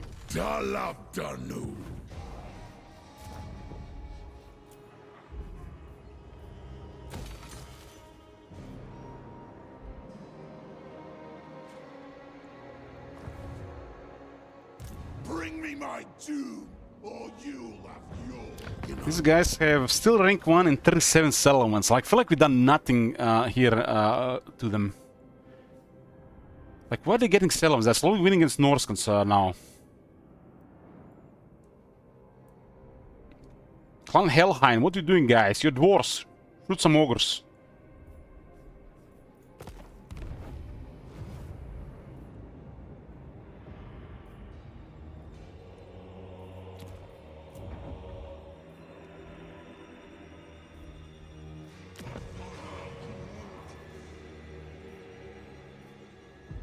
It's hell of expensive.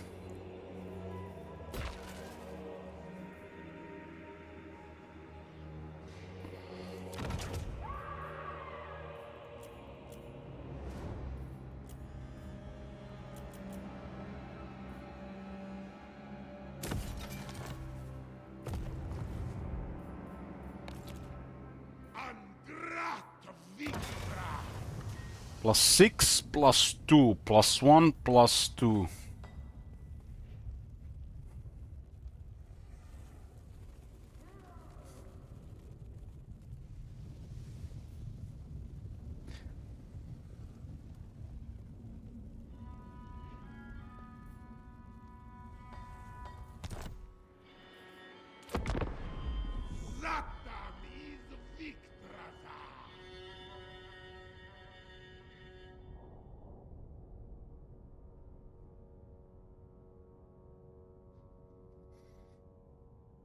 You guys notice how the Gold 2 does not want to engage with Zayton unless the Zayton is hidden for a turn, so they get in range while moving towards the settlement. The last time we had a battle against them, there were those two armies that got surprised because we were hidden. When we had 4 battles with 2 lightning strikes. They just see easier targets on the map, and Zayton is like, no, no. The Zayton will only be in the picture, there's more our settlements in the picture. We got moved back 3 out of 4 times now. 5% more replenishment, that's nice. Got a potion healing.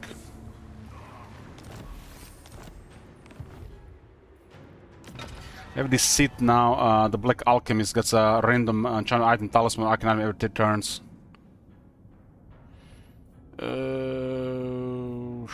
3 more seats down here.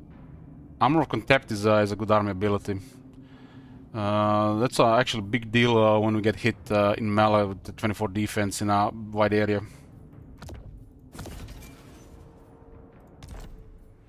There's a army ability. Well, we did lost an entire turn here now. We could have also been moved forward, right? So it's unpredictable.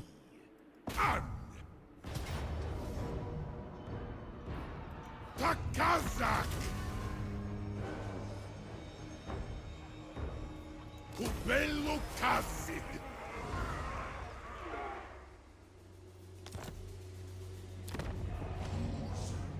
You are deemed worthy of our assistance.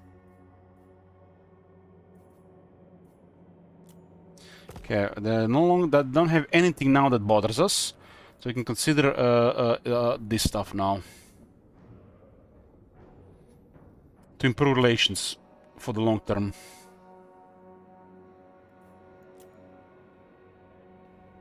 This one is the most obvious one because we're gonna have dealing with the Warhost ourselves, and this will lower the chance of her starting another war. And we get points with her because we're dealing with Archeon.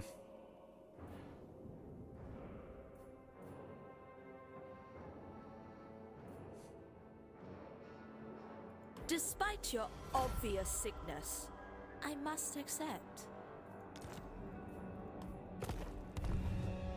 I will. Sumazma! Hobgoblins like wine.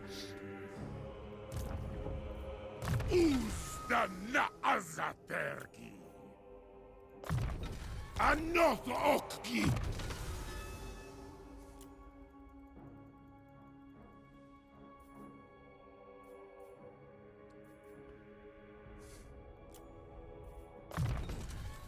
This guy's buff bounce of power.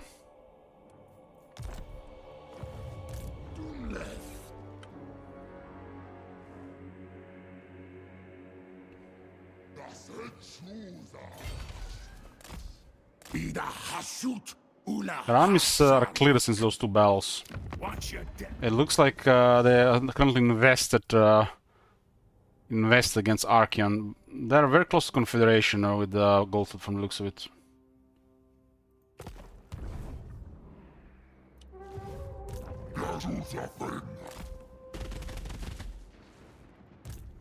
Lothar is coming back. Maggot.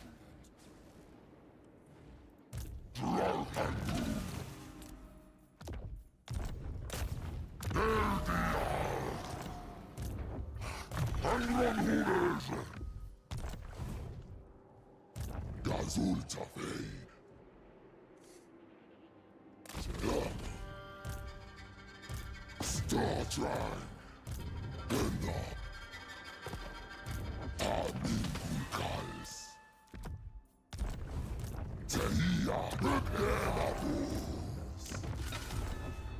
You give me These guys are loaded.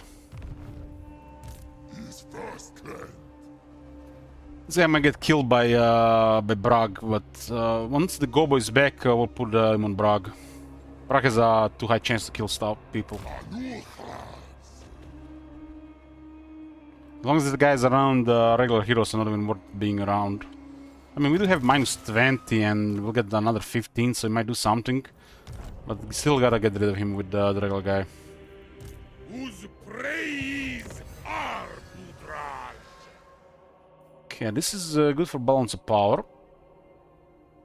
This is armaments, all armaments. These two are great stuff for recruiting new armies. But we'll get these two once we kill the last tier 5 buildings. And this is again crazy good for recruiting new armies. We have plus 2 ranks, local recruitment capacity, and then another rank here. That's additional 3 ranks. With commandment, that's plus 3 ranks, plus 6 ranks just from commandment technology. There sunna I gratrunle.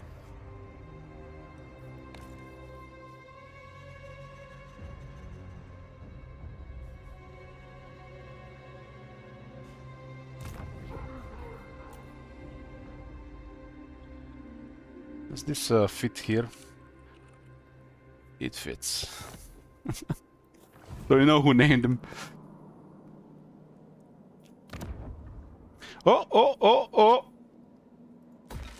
Missing one more building here. And then we can do whatever we want with armaments.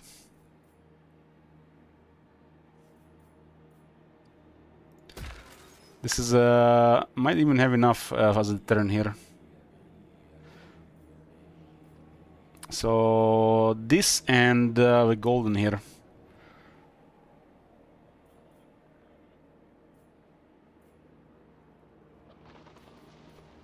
15% more armaments, 20% more refinery buildings.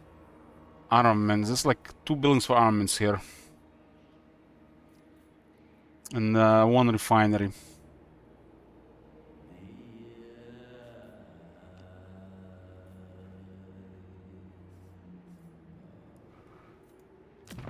Because the drill, there's no room for furnace. Then the Armenia could be easily turned into a factory as well.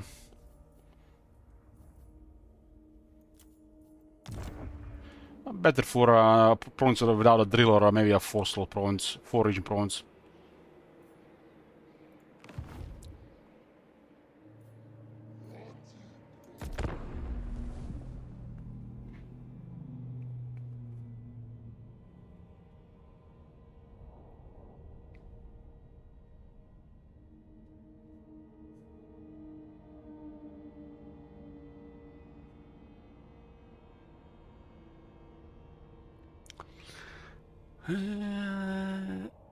Did I just see that right? Gromdel is no longer on the top.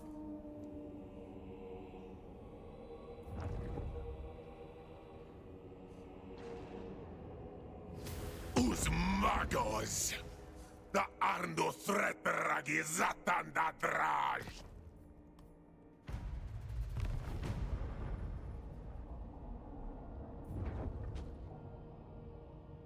Spinosauric dwarves are alive though. What is this? Devoted of Hashut. 1 corruption, what the fuck?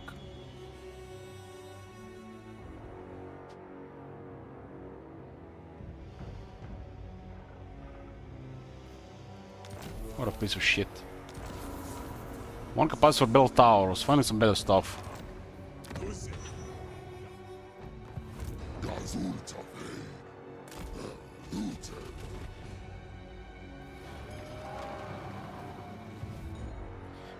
Standard non-order, non-chaos ancillary -2 or -3 corruption. Chaos corruption +1. Our What ancient the empire fuck? has not survived until now without friends. How much money she has? 14,000.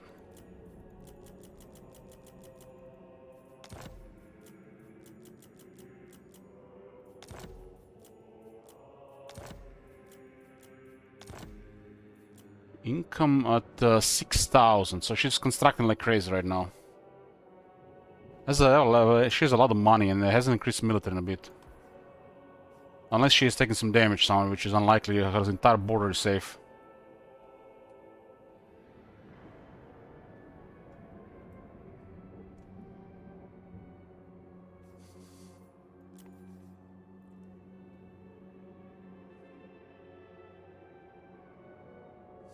There's still a lot of wars there.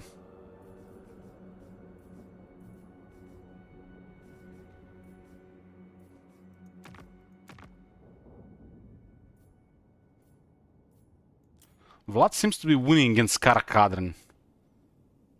And he's not worried Festus. I think the Festus is causing damage at the same time.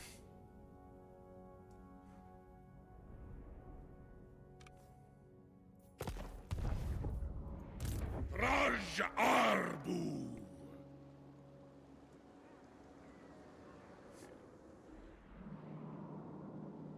It does look like they moved out of the area.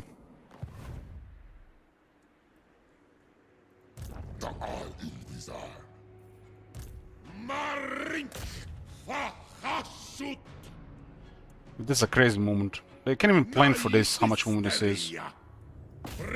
This is two standard turns. Anu Warak! This is 50. We'll eventually get this to tier 5. No problem.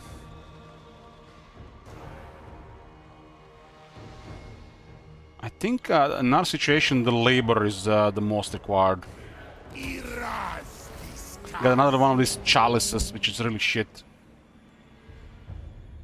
How do you decide if one auto-resolve actively or particularly fight? All these easy fights are auto-resolved. We do have a currently house rule active until turn 100. If enemy has 15 or more units, we have to take a fight unless it's a garrison battle. But it's ultimately about damage. So the result is telling you casualties, low, medium, high casualties. Usually smaller garrisons, they say low casualties and no brain to auto-resolve. But ultimately how much enemy presence is in the area and how accessible is replenishment. Most of the time you always replenish the next few turns, but sometimes you're just gonna keep building up damage if you auto-resolve, so you have to balance it out.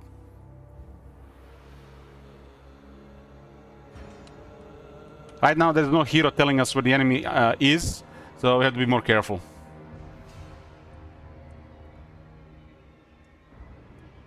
System der Fazgard!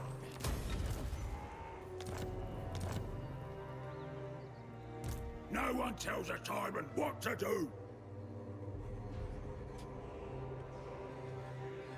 He's the Kazakh monger! There's a camp here, not an army. But there's also an army in this area. They're garrisoning this place. So we'll replenish here and then we'll transfer Zanshi. We're trying to transfer this north of this river to Mami Ying, and this should secure this area much better. We don't want to have any provinces contested. Like, this is bad, it might increase chances for war. Jedwin Mountain is next, and then these two.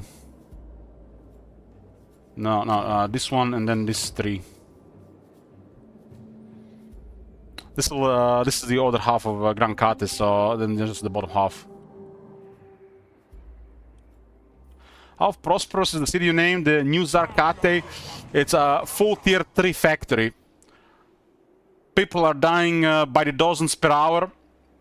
The quality of air is non-existent, but production is high. It's all that matters.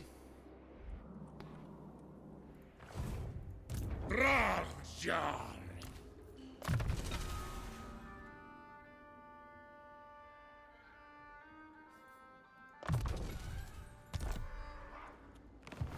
Whose praise arbitrage? Celestial Monastery.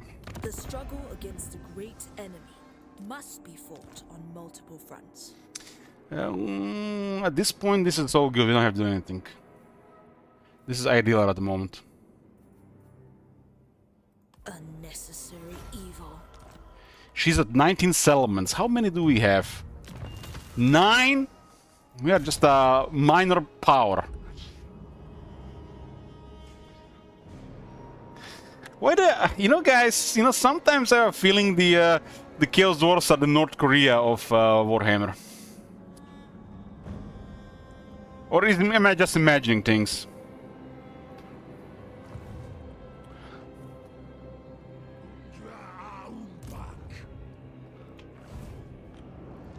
You have no power over me. Well, I'll explain why we have to do this.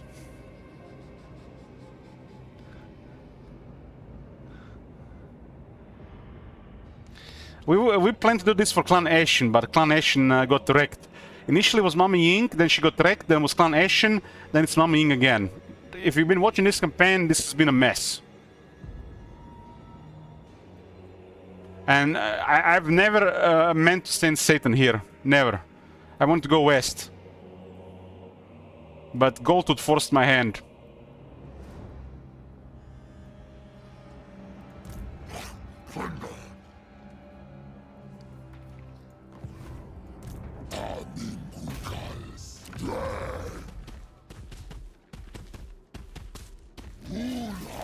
Some nice harassment here. These guys are very effective agents.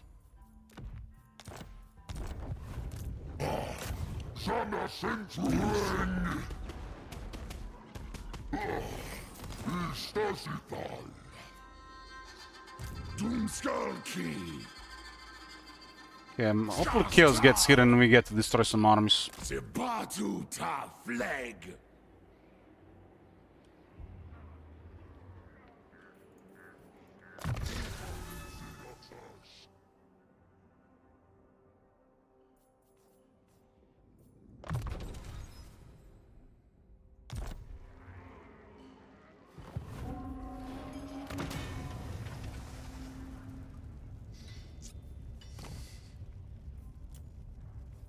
Stock for the flyers, huh?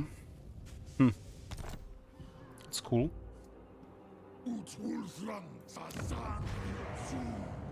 So we just need this more building, and then we'll do with this what we want. Whatever we want. Influence. Eastern Steppes, influence. Red Wastes, influence.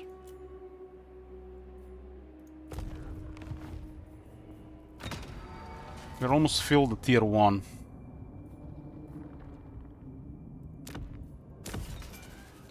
Now we got more stable Winds of Magic per turn, even if it's a negative area. This grants 3 per turn, and that's +2 per turn, so even if it's negative, it goes to 0. If it's a neutral, it's +5. And we also have...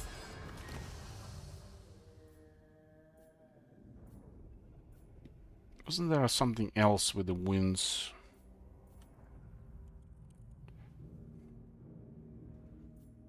Ah, this one here. Winds of Magic Powers are +3 per turn. So you see I have +8 per turn without channeling stance. This one area is -10 and you get -2 per turn only. That's pretty amazing. Don't even bother with the channeling stance.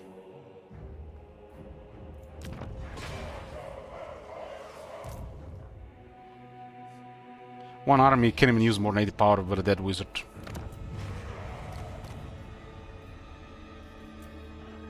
They got a Phlegmatic, wow. And a copy pasta version. We'll take a look at some of these traits over time. I feel like a Pathetic is just a no-brainer. We could have had this guy all the rank 15 plus, but I want to test that other trait.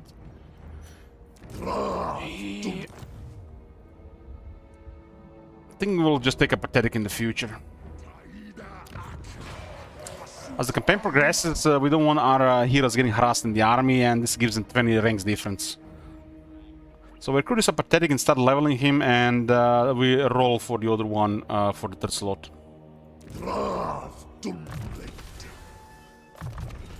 Scouting to the army and another more dead.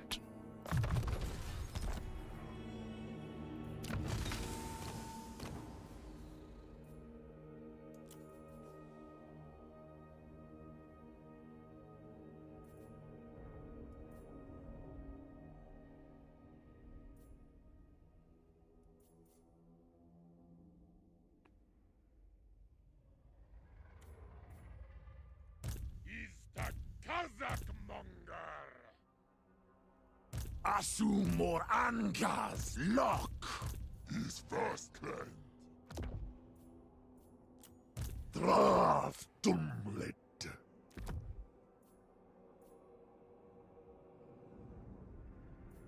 Awanrag Gromadrazul. Arbu Idu Bagor. Crown of Malfleur. Immortality and 30% more experience.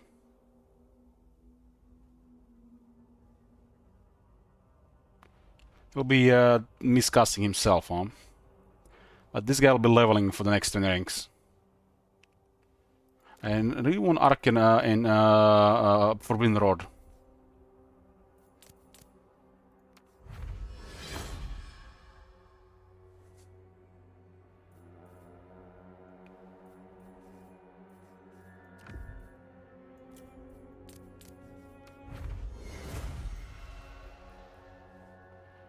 The rest been wiped up. Wiped up. Trickster Helm is the best helm. Trickster Helm, the best armor.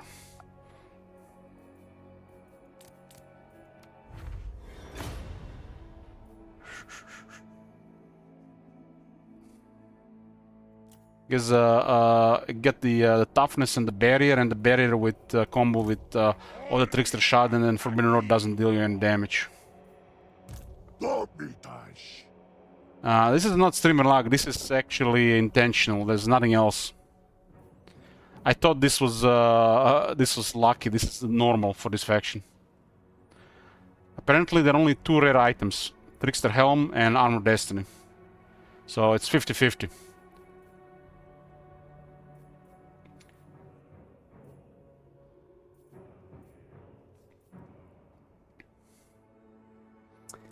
Trickster Helm is actually better than Armor Destiny for this faction. Armor Destiny probably for non-wizard character like Tauruk, and for every wizard you want a Trickster Helm, no one Armor Destiny.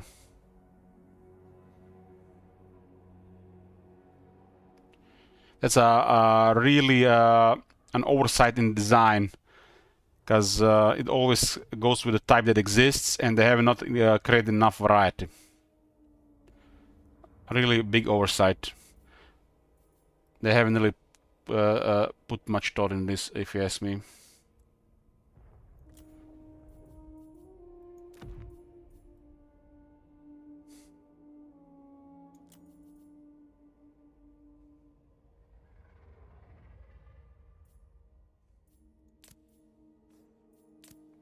So it's currently bugged, right? Because we changed it in the mode. It's no big deal. What is this?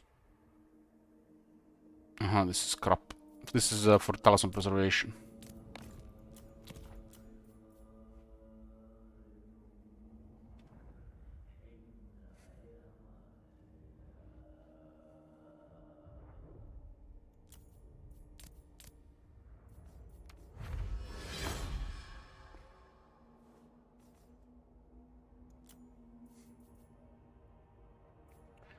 Brass Cleaver is a weapon we're gonna put on every Infernal Castellan, so we keep those.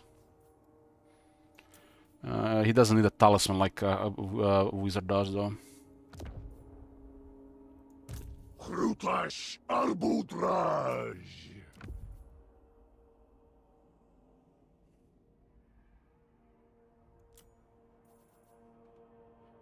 So basically, the Armor of Destiny is crap for this faction.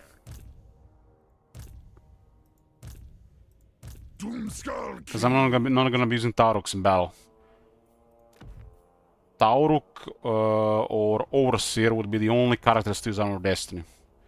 If I don't use Tauruks or Overseers in battle, this item doesn't do anything. Let's get some unique items, huh? Scintillating Shield. Nice. What is this? A shield polished to such a degree that it reflects almost anything, be it a weapon's blow or metaphysical force of an enemy spell. Gives charge reflection and 1000 barrier.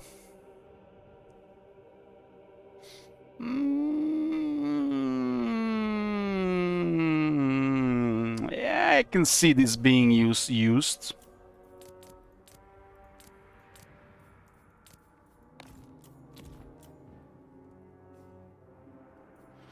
Okay, next attempt. Scrap. Next attempt. Scrap.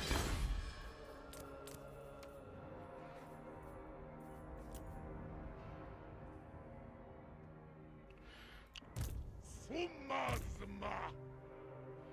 think the best armor for this guy is Helm of Discord Glittering Scales. So Armor Destiny doesn't do anything on him. Is gonna usually be in the back, way to drop a flash bomb, debuff the area, and once shit starts getting serious, it targets the closest large unit in melee.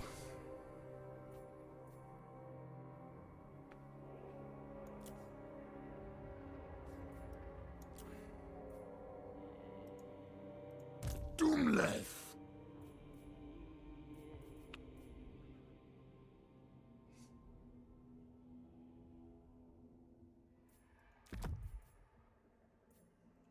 Forth calls. Let me just check something here.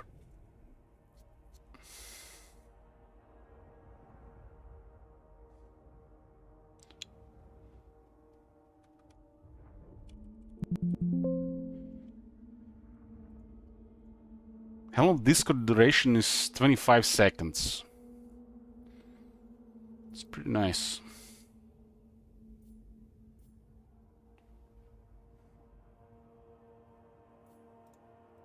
Doomthaumancy. Marink.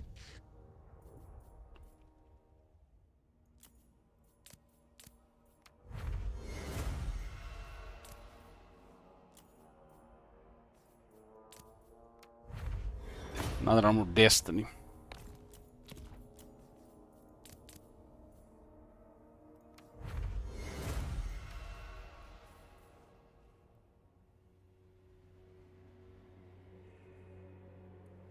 Didn't they say if you have a couple of them in the inventory, the more will not drop?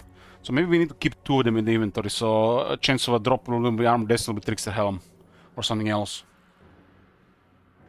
Because I'm not gonna use some destiny in this faction. There's a better armor.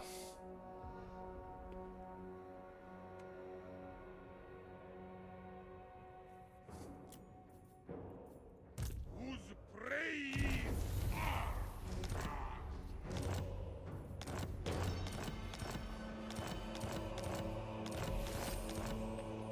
Thaumancy.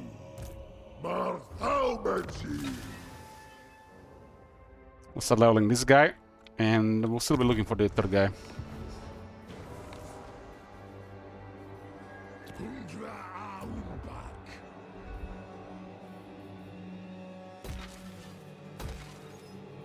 This is tier 3 now. What do we have on tier 3 here? Hero capacity, and incinerator. There's nothing else to build here.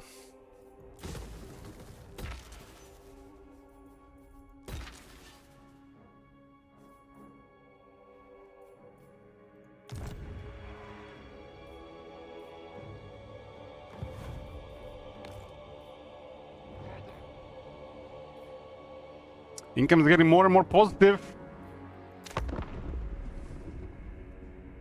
So we ended turn, but it's still not the end of the turn. So is the teleport when we click end turn or when the faction ends the turn? Because the end of the turn happens when everybody ends the turn. They haven't teleported here, so might be when we click end turn, or we'll see. When sometime we'll pay attention when the teleport happens. Yeah, there is no Gromdel on top. I feel like Valka destroyed him. Valka could do it. We haven't seen it yet, but we've seen multiple teleports yet.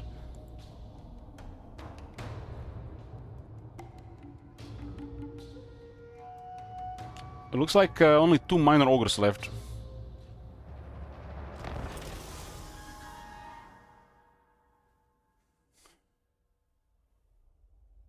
Grimgir got destroyed up. And Gold Confederate full, so there's only 1 minor faction there. Man, dwarves deleted the greenskin crisis like they were nothing. Okay, there is only 2 ogre factions left now. This is why Goldtooth is going crazy, because all these confederations. This is a Warhammer 2 style. This is great. These guys maintain their strength throughout. But they're the confederating minor factions, right?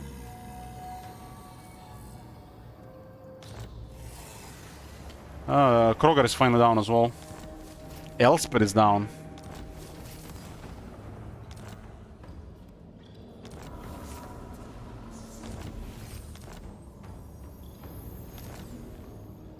I'll check what's going on in diplomacy. I'm gonna take a short break here first, get a coffee. In a bit. We're back, boys. Yeah, Skak. He's the Kazakh monger. I think this one should be lost.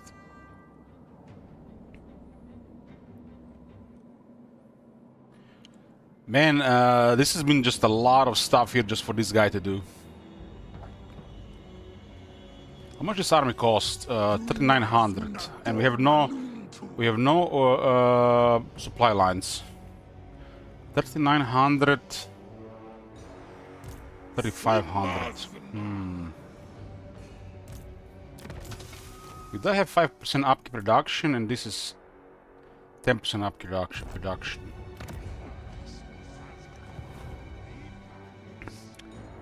We're close to a third army, close. Maori Papagio. Damn, there's no gold to the armies in the area. It's like they all fled. I wanted to destroy a couple of armies so it goes down in military strength. Arak.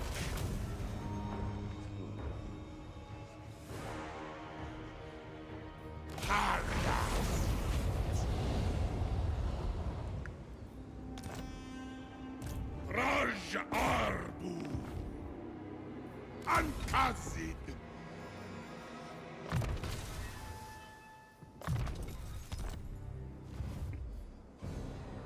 You are deemed worthy of our assistance. Anything changed here? We haven't seen this guy, so the second half must be somewhere else. I haven't opened diplomacy with Guild, it's too early.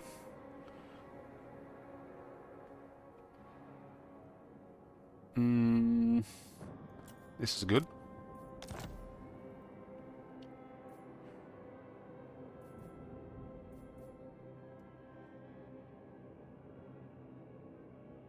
Unnecessary evil. We are rank 24 with 2 armies. It's a little bit strange.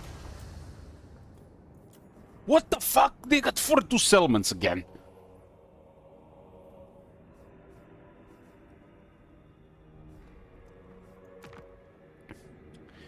One, two, three, 4, 5, 6, 7. Who died? Elspeth.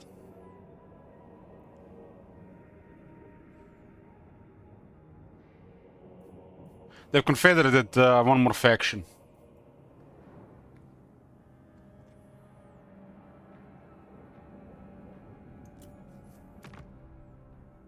She's been back in a while and nobody attacked her.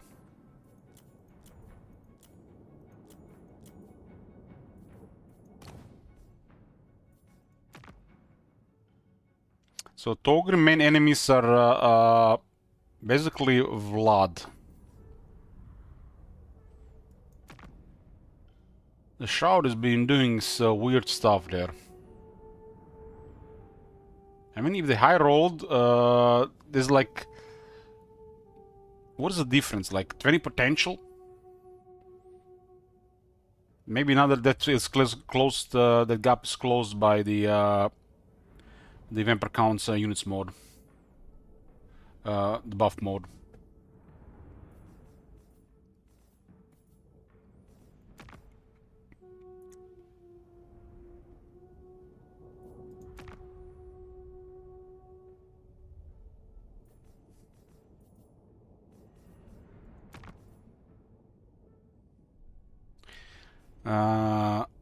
This is really lucky for us, because Belegar is not a war with Vlad.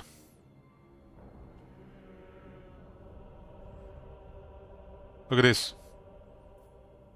That's I would say that's like a good variable for us. If Belegar was at war with Vlad, Vlad would be dead. But this Kemler protecting one side of Vlad. Gorthkals.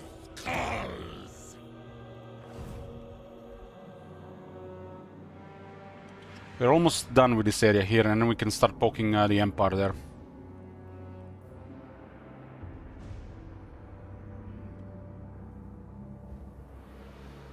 We're creating a setup here for the convoys and trade. Asshole. Erskals. Cast bar gone.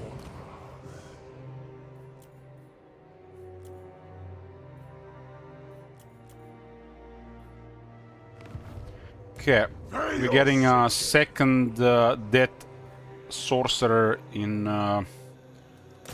this army. We get scouting now. We get another up to 25% magic find. Awanrag. But we need the forbidden rod. It's a trait so he doesn't get harassed. And this guy will also give us Reforge, Infernal Engineer, and more power charge.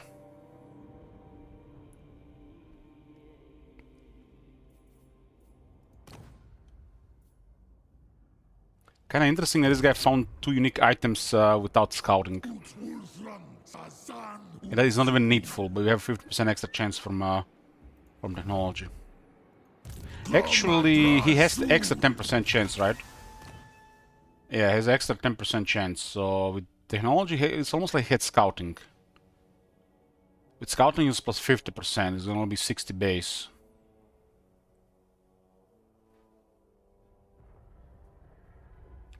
Ten technology 25, scouting 50, base to 60, decisive victory 64.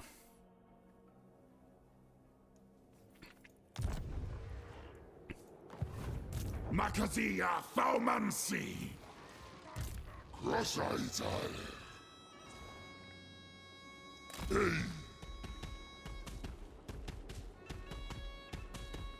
The moment we have taken vision here, this guy started losing. You guys notice that? Or maybe the Arcane finally brought enough military.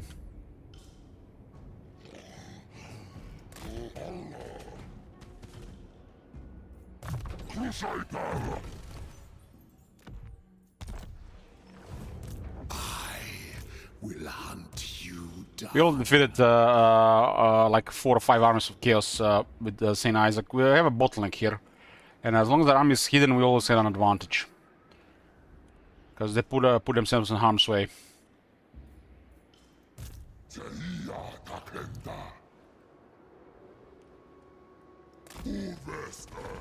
Gotta clear Brag with the Gobo and then level up this guy.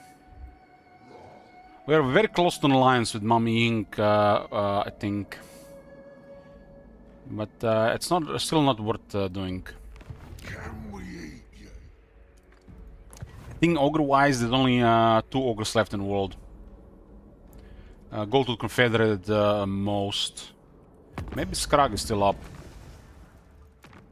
3 ogres left, the Skrags as well. Stone Shatter, Skrag, and Goldtooth. Goldtooth Confederate pretty much everybody else. That's why they're so big.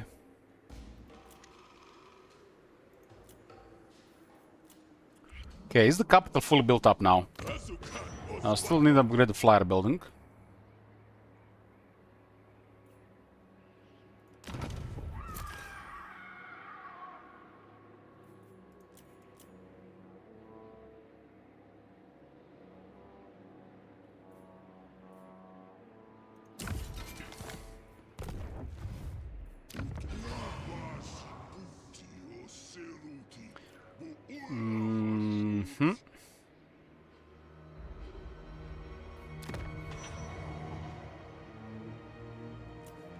We almost have everything in tier 1.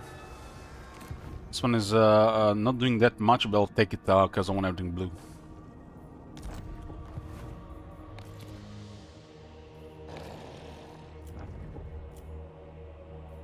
Ogre Pleasure Facility can be upgraded. We got materials.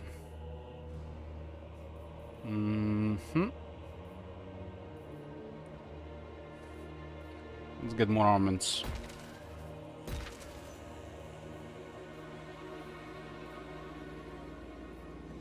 There's buildings here at the higher tier, but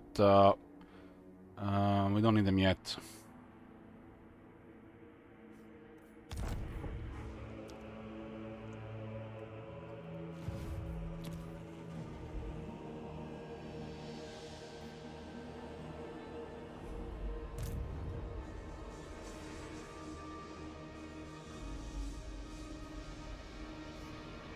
Another 1,000 income or 20k treasury, we can get a third army.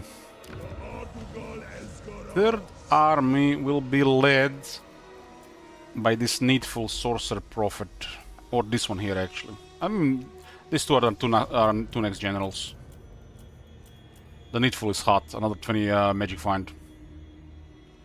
So the character will have 30, 55 with scouting, and 70 with technology, and 80 with victory.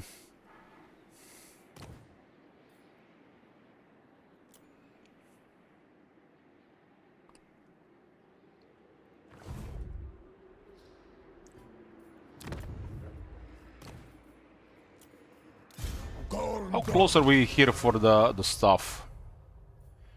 One. Let's see.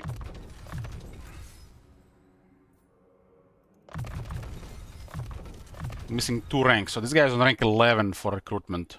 So get adjutant and 2 ranks, 3 ranks, serve or die. Missing 2 more ranks, so rank 11. And this puts us to recruitment of rank 8 units. And 30, 40... Dagon Bezeki! 50 reduction, 60 if it's infantry. Subjugatas!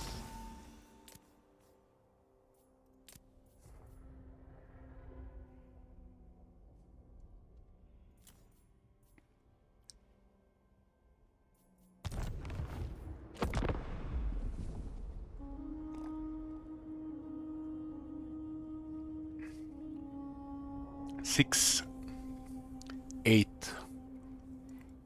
Alright, so we can recruit veteran units with the Overseer. Zayton also has that +1 skill on him, but he can all get rank 7 plus as well.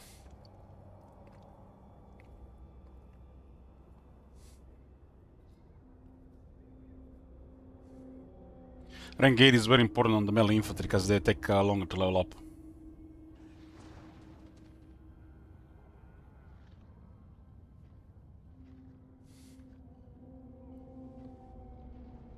Izazatan! Uzanava eneina fama! Is it me or the vampires are taking over Norska? Uraki Elgramus!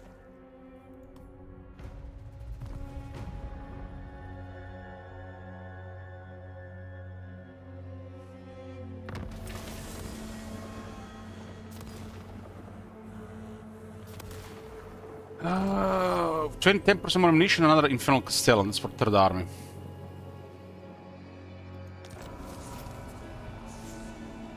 Another Malignant Totem. That's actually very good for Zayden's army. Not bad in this though. Yeah, under 60 factions by turn 8 is impressive. It's the high potential better AI setup. That's crazy good. That's approaching to like Warhammer 2 levels of stuff.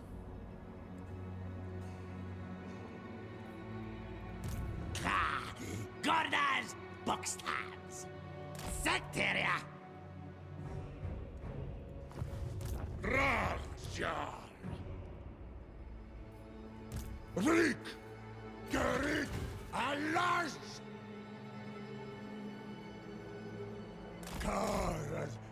Yeah, looks like they definitely don't care about Satan army. Whose praise are Budraj?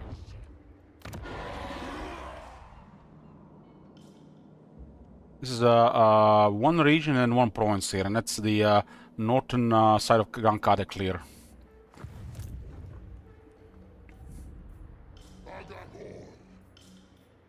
Anstral! Afrinkku Movim! They don't really want to fight this. I do not believe your intentions to be honorable, strange one. Might be a strange one, but my intentions are 99% honorable.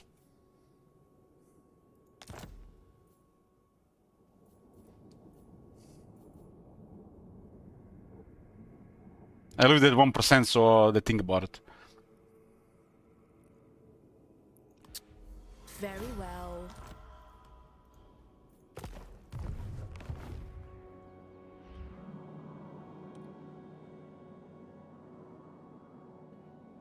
Someone fetch the link. How did these guys not lose? They got even more military. Look at this. They got even more military. Where is this military?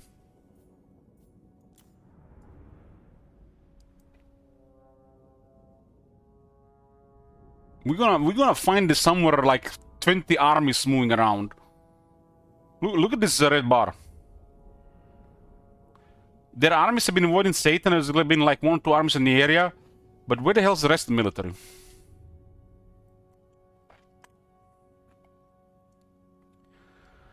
They lost this area for a while. I guess they're fighting here. Because the Clan Helheim has wrecked this area for a bit. This thing doesn't exist anymore, Amir. This is a vanilla game. This doesn't happen here. They are attacking somebody, and it's very convenient for us. This used to be old dwarves. They went here, and then they went here, and then they're mixing between here and there. They're fighting 2 factions at once. You can see Clan Helheim and Wormkins. They have nothing of us worth attacking in range. But still, I would think there'll be a couple of armies close to Satan.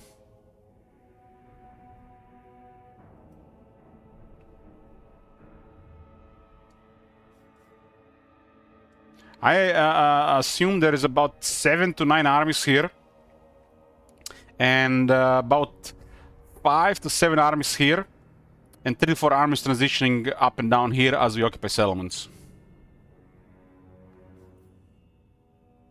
Because they don't want to engage Satan, they want to engage settlements. There are settlements down here and settlements down here. We have no settlements here.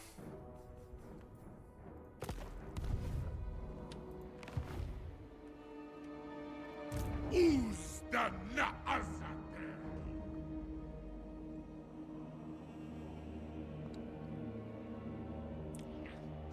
Ozzy parched.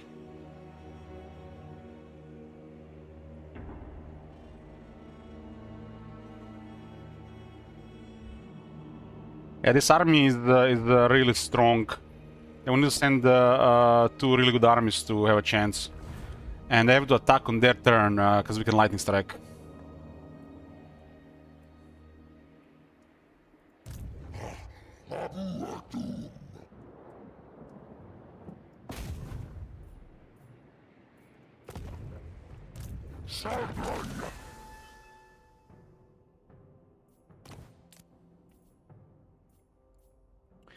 The Chaos Dwarves Hell Cannons are really buffed. It's like really buffed. And they get a manufactory upgrade that grants them 30% more damage and 30% more explosion damage, which is crazy.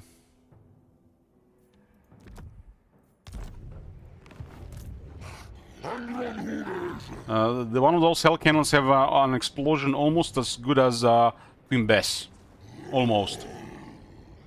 While the Iceforged Legion is one of the strongest range units in the game.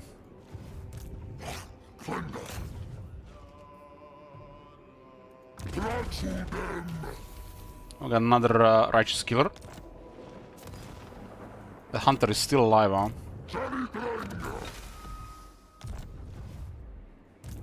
None may direct my recipes.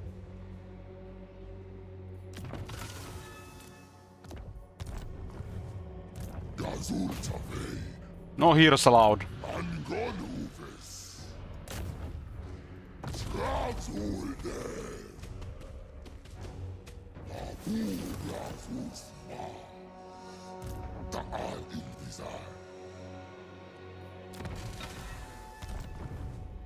Your defiance is noted.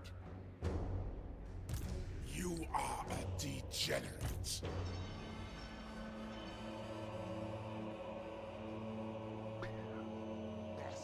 Nothing is stronger than a Dwarven Bolt Thrower.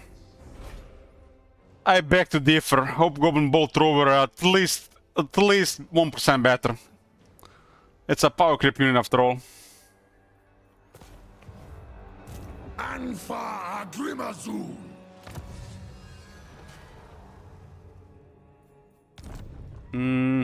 This is the last building in the capital. Nice.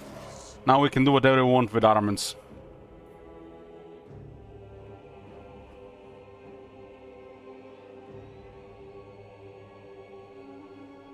This is all full built up now, right? Okay, let's increase the outputs of refinery and armaments.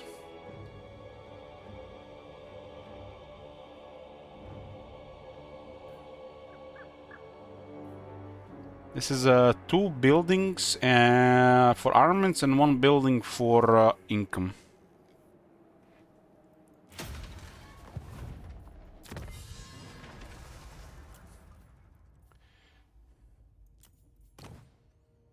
The right side does something, but not top priority. This is situational. This requires armaments. Might as well open now with industry.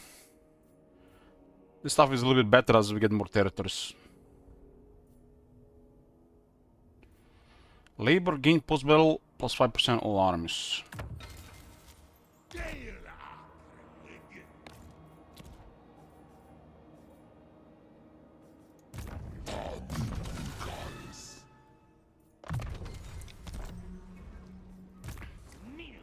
The guy has anything on rank 20? His campaign skills are already done.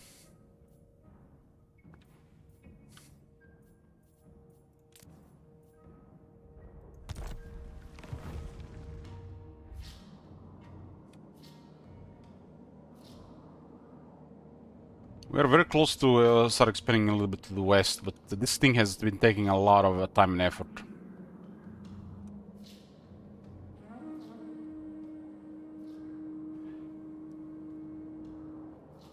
It's kind of funny, if the goldwood goes down, Grand Kade expansion is actually a good thing, but at that point it's probably not worth it anymore. We'll just expand elsewhere.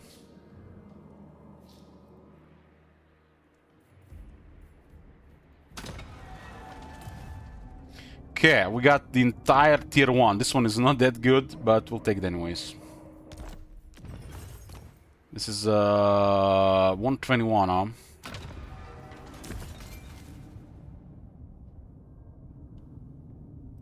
We got a lot of influence at this point.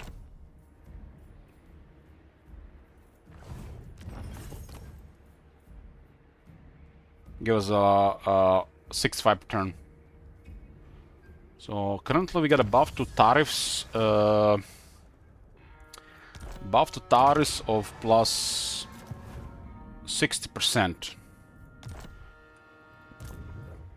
We got 1 arms merchant here, so it's plus 10 and plus 50. Tariffs only add up if you have more trade partners. One doesn't do anything really. The conclave is still up somehow. Minor factions tried to destroy them, but they got confederated. There's a clan Helheim down here at war with Goldtooth. There is a Karakadan here struggling against Vlad. And all the minor ogres have been confederated here by Goldtooth. These guys somehow have nasty stuff. And they've been actually, they invaded all the way to here. But Goldtooth sent armies back to repel them. Yeah, Vlad is all over the place. For some reason, not awarded Festus, and this helps him a lot.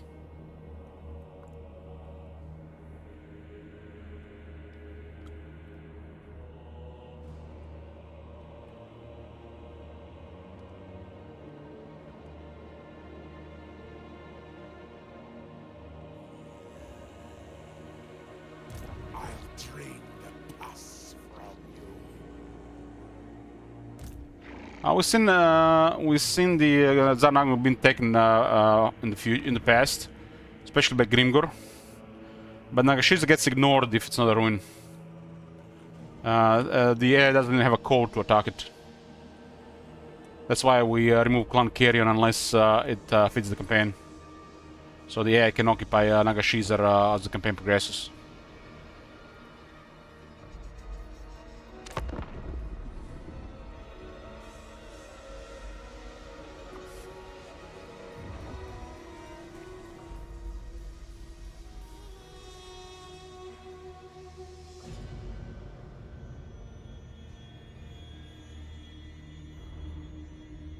Os magos!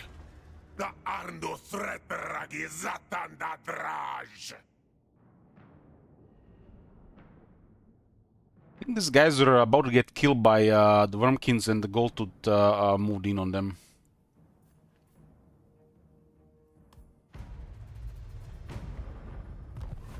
Karakardan again lost all military. It's the second time this campaign.